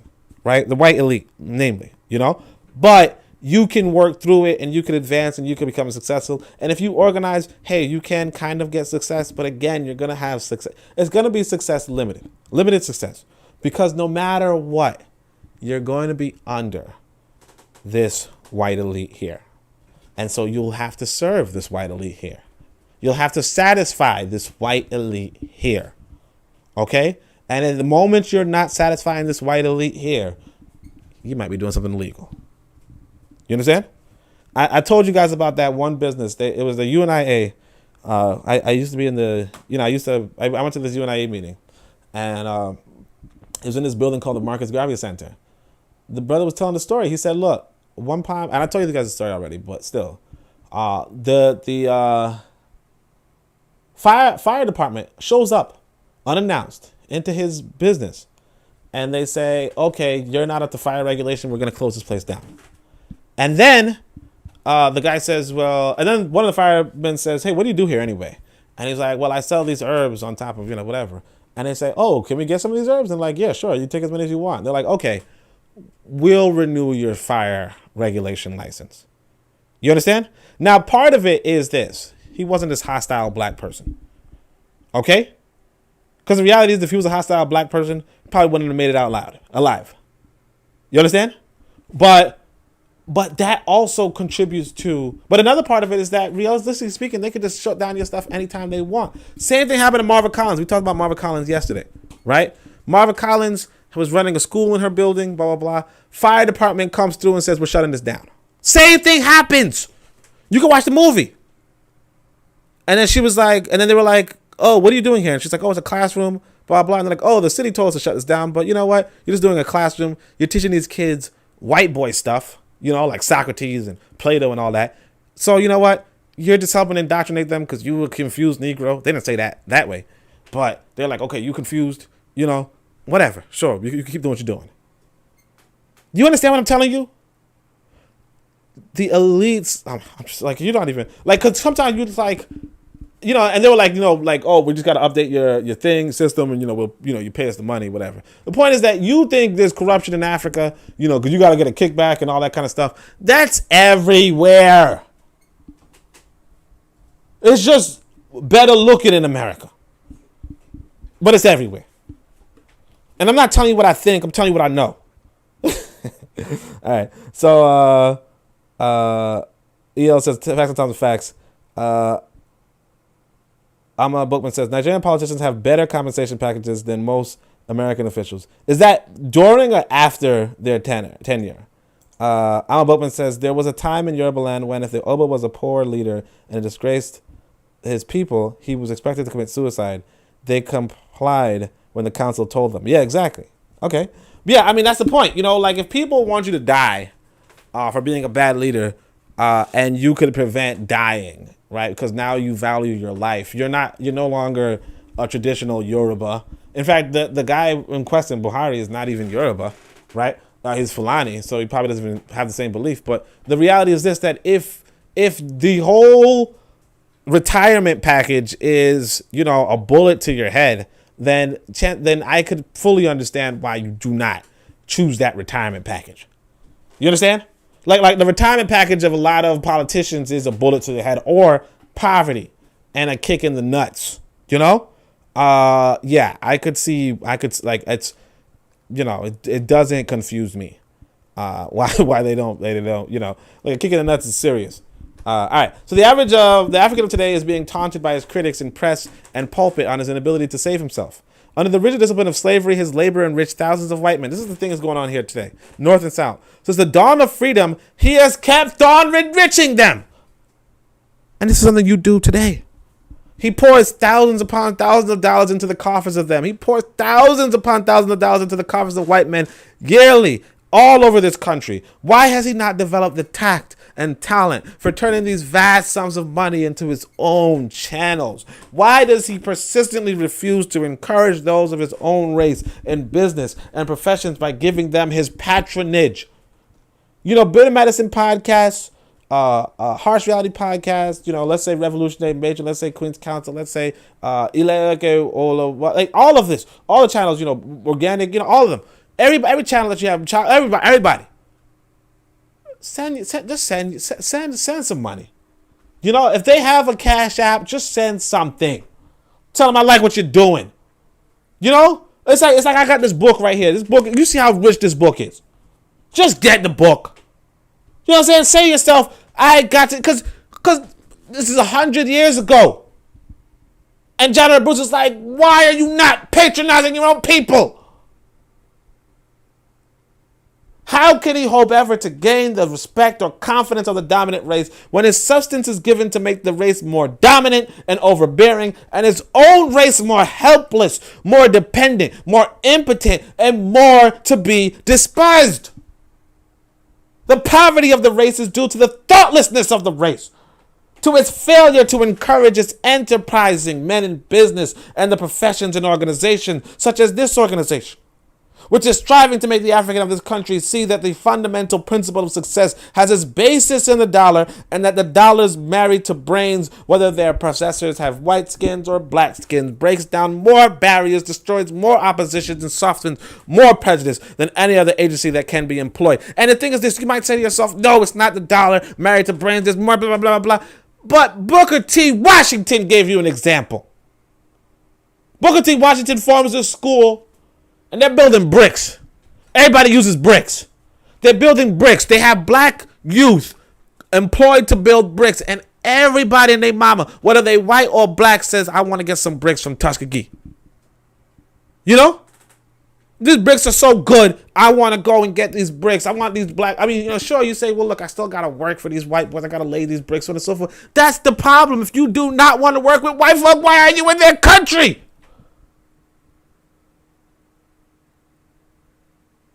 Now, what you could do is you could say to yourself, let me open up a Tuskegee in Nigeria. Since we're talking about Nigeria, let me open up a Tuskegee in Nigeria. Let me build bricks in Nigeria. They can have homes in Nigeria. They can have big buildings and skyscrapers and so on and so forth in Nigeria. I mean, that's assuming you build, obviously you don't build skyscrapers with bricks, but still, the point is that you could do that. You can do it. Works everywhere. Being useful. You have to, like I said, one of the things I want to do, I want to go to Africa. Somebody else was mocking me the other day saying, you ain't go to Africa yet. And so I'm like, damn, you're right. I want to go to Africa, right? Because I said I want to write another book, but after I go to Africa. So I really want the pressure on me to go to Africa, right? But, one of the things is that in this next book, I'm saying to myself, I want to give you this perspective that you're a damn animal. Like, we're all animals. We are talking, walking animals, with good hands and good voice, good minds, good brains. Yeah, but we're animals. And the thing is this, you look at the animal kingdom, right? And you say to yourself, look, if I were an animal, you gotta look at yourself like that. If I'm an animal, and I'm a useful animal, then obviously I'll be better compensated than a useless animal. You understand? If you, and like, think of it this way. Think of it. Let's go more basic. If we are hunting some predator, some prey, we're hunting some prey, or even we're hunting a predator, right? And I do a good ass job getting this predator down, or getting this prey down, whatever, right? And another person does nothing. Who you think getting a better cut of the meat? You know what I'm saying? Or who you think that they're going to want to keep? Like if I'm sick and the other person's sick, who you think they want to keep alive? You understand? The point being that you have to be useful. You have to be productive, but a part of that productivity and usefulness is, or even this, you have to do what's normal, which is just support the people who are productive and are useful. If you're not, and the thing is this, you want to be yourself. So I mean, if that's your, I remember a long time ago. In fact, it might have been that one brother. I can't remember. Whatever. But they were like, you should donate money unless you're a revolutionary. So I didn't donate. But that's the thing. It's like, unless you are a revolutionary or something, or unless you're like, I'm going to put this into practice right now. I got to save up so I can go put this in practice. That's fine. Do that. But otherwise, if you're like, I got a delay or I got a little bit of extra, go and give your patronage to your own people, because that's the only thing. That's the only because that's the thing that has to be done. That's the thing that has to be done. All right. Because it's like I said before, there are some people who are fit for leadership, right? And then there are people who are like, don't follow him, or like, oh no, I'm not gonna follow that person. No, don't be that person. say, you know what? If that's the leader, I'm going to follow. If that's the leader, I'm going to follow. Discipline. The brother keeps, General Bruce Baba keeps saying discipline. You need discipline. Come on. You need discipline. Right? Breaks down more barriers, blah, blah, blah, blah. There is a democracy of wealth to which every white man in this country bows. The magic word money and its twin sister power are to be the great levelers of the modern giants, prejudice and prescription. Now, of course, look, I'm not one of those money people. I'm one of those power people. Okay? Money is a good word, but it's the currency of the local. It's the local currency. It's the local currency, of the elites. The elites print it. The elites control it. It's the local currency of the elites. If you're in America, so I'm not really a stressed money, but power, the twin sister, if you will, it's important. It's just important to understand what's going on this planet. All right. Now, the African will only be respected by the white man in proportion as he respects himself. As long as he continues to keep himself poor by making the white man rich, he will always be regarded as a huge joke by white men who spend his money and laugh at his calamity. The white people are laughing at you. They are spending the money that you give them and laughing at you in your calamity because, damn it, it's funny. Why do you keep making this same white man rich? You say, hey, I want freedom. And this is look, I was going to say before, this is like mostly applied to African Americans. No, it's not. You'll get freed from Britain. You say, look, Britain, get out of here. I don't want you here anymore. I don't want anything to do with you, Britain. But, would you buy this from me? Can I get a little money for this coffee? For this chocolate? Can I get a little money? I want nothing to do with you. But can you give me a? That's how you are. Now he's laughing. People in France are laughing at Niger. People like I said, there was a post on Niger. My brother put up a post, and he was like, uranium. It got a few rounds. It got a little viral, I guess. But expounds, right? All right. But the thing with that is that Niger, like essentially Niger for the last 50 years after being quote unquote politically emancipated or whatever, right? They continue sending nuclear I don't know what it's called, but uranium. They're sending uranium to France, and France laughing their white asses off so much that they actually dump the nuclear waste in Niger. They say, man, you motherfuckers are so stupid. You wanted freedom, you got freedom, and you're still sending me this stupid this stupid uranium. And what I'm gonna do as a thank you, I'm gonna dump this waste on your people. And they're gonna develop all sorts of deformities. I'm not even gonna help them. Because you're so stupid. You're making me rich. Day in and day out, you're making me richer. After you said you wanted freedom. You're stupid. That's what the French are saying. Now they say it in French, but they're saying that. You understand? They say it in French, but they're saying that.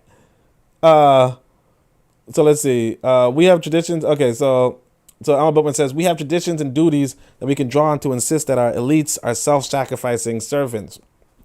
Yeah, look, yeah, we have traditions and duties, but, the only question is, how are you going to enforce them? It's like if that's how it is. It's like, how are you going to enforce them? Having traditions and duties mean nothing if you can't enforce them. Like, nothing means anything if you can't enforce it. It's like I said, nothing works in theory. All that works. If you can't enforce something, it doesn't even exist. It's like I said, if I were a man who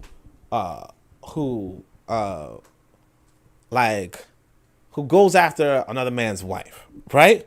The reality is this, that if it's a man that I don't have any respect for, I could do that. And this is what white people did to black folk. They just walked up to a black woman, told a black man to go away. And they had their way with this black man's wife. This happened all over the South. This happens in the North too. You know? Because what you going to do? Now you might be like, well, we have a tradition of marriage sanctity, right? We have a tradition of, you don't hit on another man's woman. But what are you going to do? You know? A black guy, what are you going to do? That's the question. You know? So yeah, you have these traditions and duties, but like again, they said times changed. You know? She says, and by compensation packages, I'm referring to post-retirement compensation for Nigerian politicians. Yeah, they probably wrote it. They probably wrote it themselves. Yeah, I mean, but it's also a question of this. This is the question. Like, again, it's another thing. It's like, who's going to enforce it? When the opposition party comes into power, they can change the law. You understand? The only person in power, the only person that could do something is the person in power.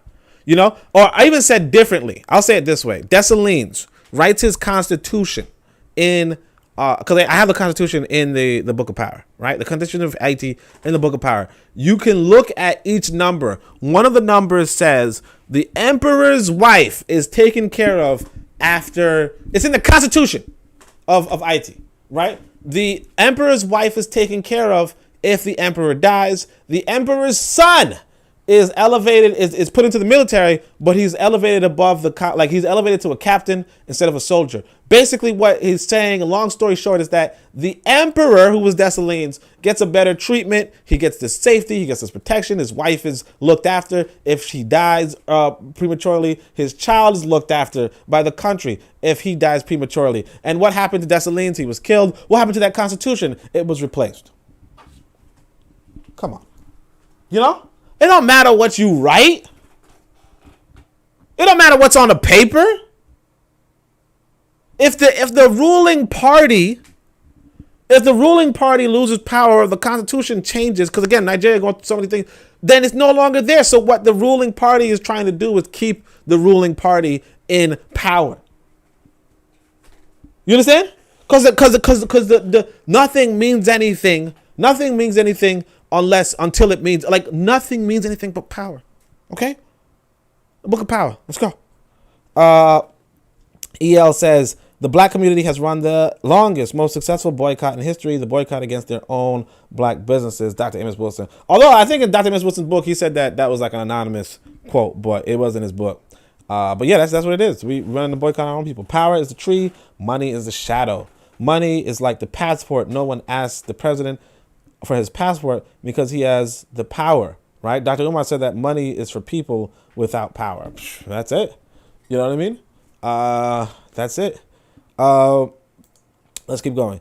With intelligent organization, the African race can become a great power in the business and political world. And if he would be wise in his day and generation, he would begin now to lay the foundation of an organization through which he'll be able to find the key to the solution of all the problems, in which the essayists and theorists of the race are struggling in an effort to find a patent plan for the redemption and salvation of the race. That's not like, and look, you could say, look, that sounds like you, Oni. Like you could. There are so many essayists and theorists and so many people. There is that. I'm not going to hold you to that. But I would just say further, one of the issues is that realistically speaking, the problem was that you would never have had an organization in America to begin with. You understand? That's why Garvey was so important, because Garvey was like, you know what? Whoa, bumba clot.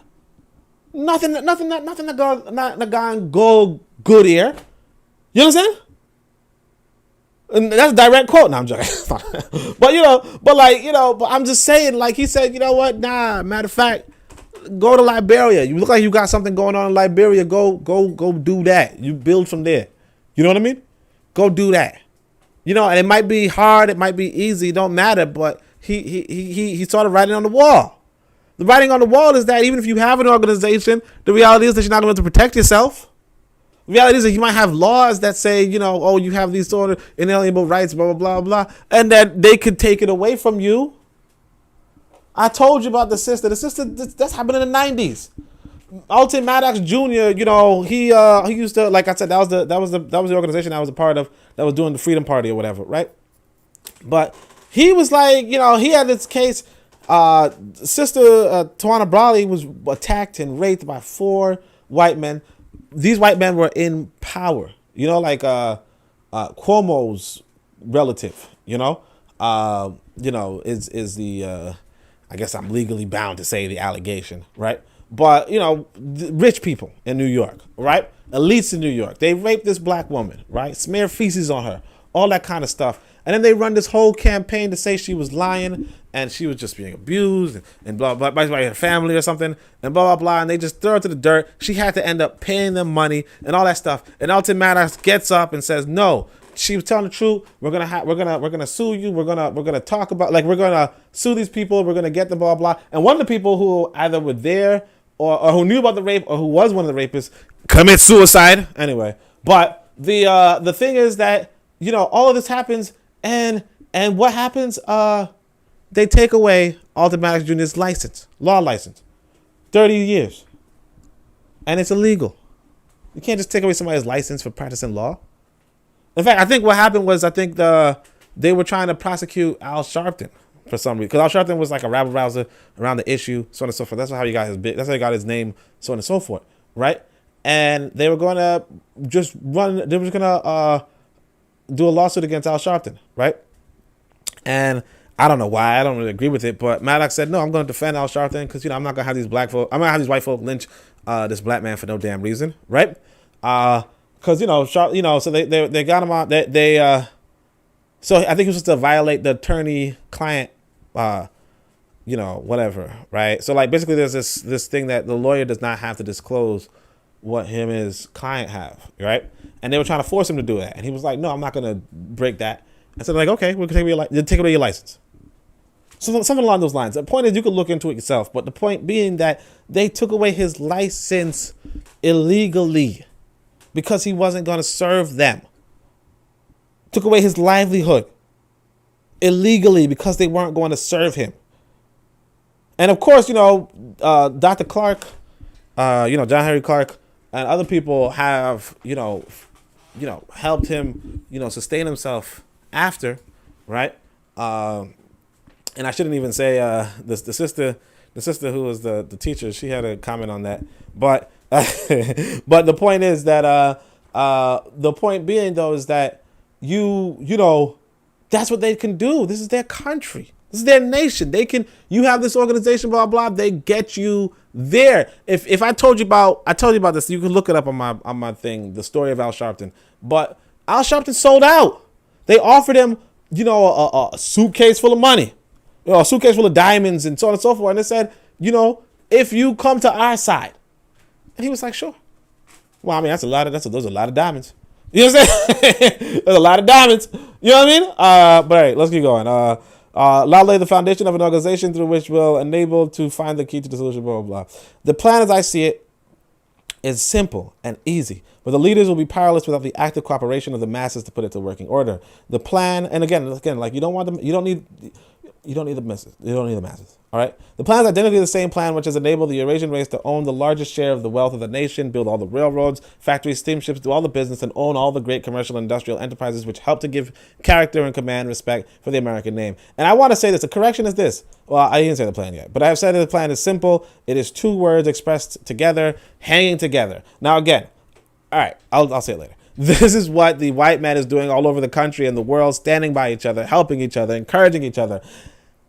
Has the African the good sense of the courage to try this plan? If so, let him put his manhood to the test by sustaining not only with his mouth, but with his moral and substantial support, the work and the mission of this organization. So I want to say this. I just want to emphasize this again. The white boy is successful in this nation because it's his nation. Okay? The white boy is successful in this nation because it is his nation. So you must go to a nation of your own if you want to be successful. All right? It's not so much this hanging together. As much as I like it, as much as it sounds good, as much as it's what we repeated for the last 100 years, it is the fact that the white boy is in his own nation. The German is successful in Germany because he is in Germany. Okay? The Frenchman is successful in France because he's in France. The Englishman is successful in England because he's in England. Now you might say, well, the Englishman is also successful in Nigeria. Yeah, because it's an English colony. It's his country. It's his nation still. You understand? Now, technically, you could say, well, this started off, the colony started off as an organization. Sure it did. In another nation. I mean, sorry, in another, sorry, it started for the organization in somewhere that didn't have a nation. After they destroyed the nation there. You understand? You want to, or they replaced the nation there. You know, so you know, as Alma Bookman pointed out, there was a Yoruba nation somewhere, a Yoruba land somewhere at some point, right? And the British came along. They were like, you know what, we're gonna build roads and factories and so on and so forth. The Yoruba land might have said, you know what, you're encroaching on our land, you know, and we don't like how long you're here. We want you to leave. We don't want you to do any more. Oh, you're killing us. Oh, okay, my bad. No, you can do whatever you want. That's what happened. That's the narrative. I mean, a little too monotone, but that's what happened. And see, the thing is this, that like you don't even have to look. You don't have to look. Oh, EL says he was disbarred. Yeah, he was disbarred. Let him not prove himself a man by standing in a man's place and doing all that does become a man, toward the uplift of his own race and development of his highest and best in African character. Courage, persistency, application, determination, and mutual confidence in each other will elevate the African and help him to rise superior to his present condition. But again, if you want to be like a man, you know, and I'm actually almost tempted to say, you know, if you don't have a nation of your own, I don't want to hear you saying you're a man. You understand? Or a woman. I'm always tempted to say that. Now, obviously, that would apply to me, so I don't want to say it, right?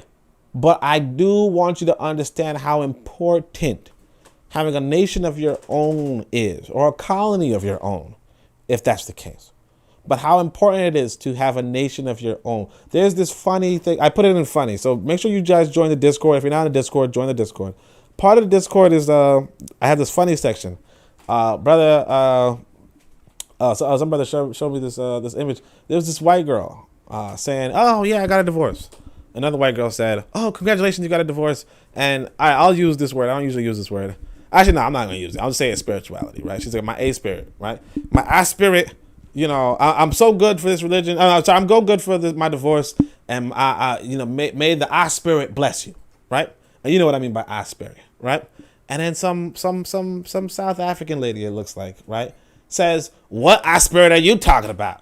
If you look at this book, if you look at this book that that the book of my I spirit is that it is divorce is unholy and blah blah blah." And the white girl turns back and says, "Look, I have an authentic, original relationship with my I spirit. You're not a colonial imposition." Right? And the reality is this, until you, and of course, you can look up the original language in the hashtag funny of the Discord, right? I don't want to use, whatever. Because again, like I said, some future people might be hearing this and be like, why is he using that word? It sounds offensive, But, dog, I should probably say dog, right? Anyway, but here's the thing. I want you to notice, right? No, here's the thing. It's about the organic, whatever. About the authentic spirituality, right? You need to have a nation of your own and not a colonial imposition. Okay? Because everybody else can see that. This is a white girl pointing out to some black woman, that's a colonial imposition, stupid. You're not impressing me by showing me that you could, like people, white people are like monkeys can do that. Monkeys can type at a computer. Gorillas can do handwriting. Hand signs or sign language. Yeah, sign language. Anybody could speak a language, can mirror, like parrots can mirror the language of humans. But can you be a man or a woman? Can you be an adult and run your own affairs? Because children have their affairs ran. Can you be an adult and run your own affairs? Can you be an adult and clean your own water? Get your own damn oil. Organize your own trades. Be the head of the negotiation. Can you be the adult? Because if you can't be the adult, don't come to me about, oh, I'm a man. Oh, I'm a woman. Don't come to me about that. I don't like to quote Neely Fuller Jr. because I think he's a fool. But he calls black folk boys and girls. Says you're not even adults. Now, I don't agree with that per se, but I could see why. But if he's talking to Americans, I can see why. If he says you're always going to be a child, I can see why. Because No, it's not your nation. Now, I do not like that position because I don't want to be an American or in a colony. Okay? And I don't encourage black people to think of themselves always being in a colony or being a sort of so forth. I encourage you to say, you know what? Here, I don't know. I'm giving you the tools to build you a nation. And it's up to you to use them. All right? With that, I encourage you to get this book if you haven't already gotten it. And until next time, next time is, so even if you're just following around the books, next time is the next page. But, that's it. I want you to understand that. But otherwise, I appreciate you listening. Make sure you drop some more likes. Make sure you subscribe if you haven't subscribed. If you haven't gotten the book, make sure you go and get that book. And of course, I appreciate everybody for being here. So far, I think I have 4 commentators. So I'll just go through the list. I'm a Bookman, EL, Chaka, and Melanin 100%, and I appreciate everything. So thank you so much. Shem Hotep. Until we meet again. Shem Hotep.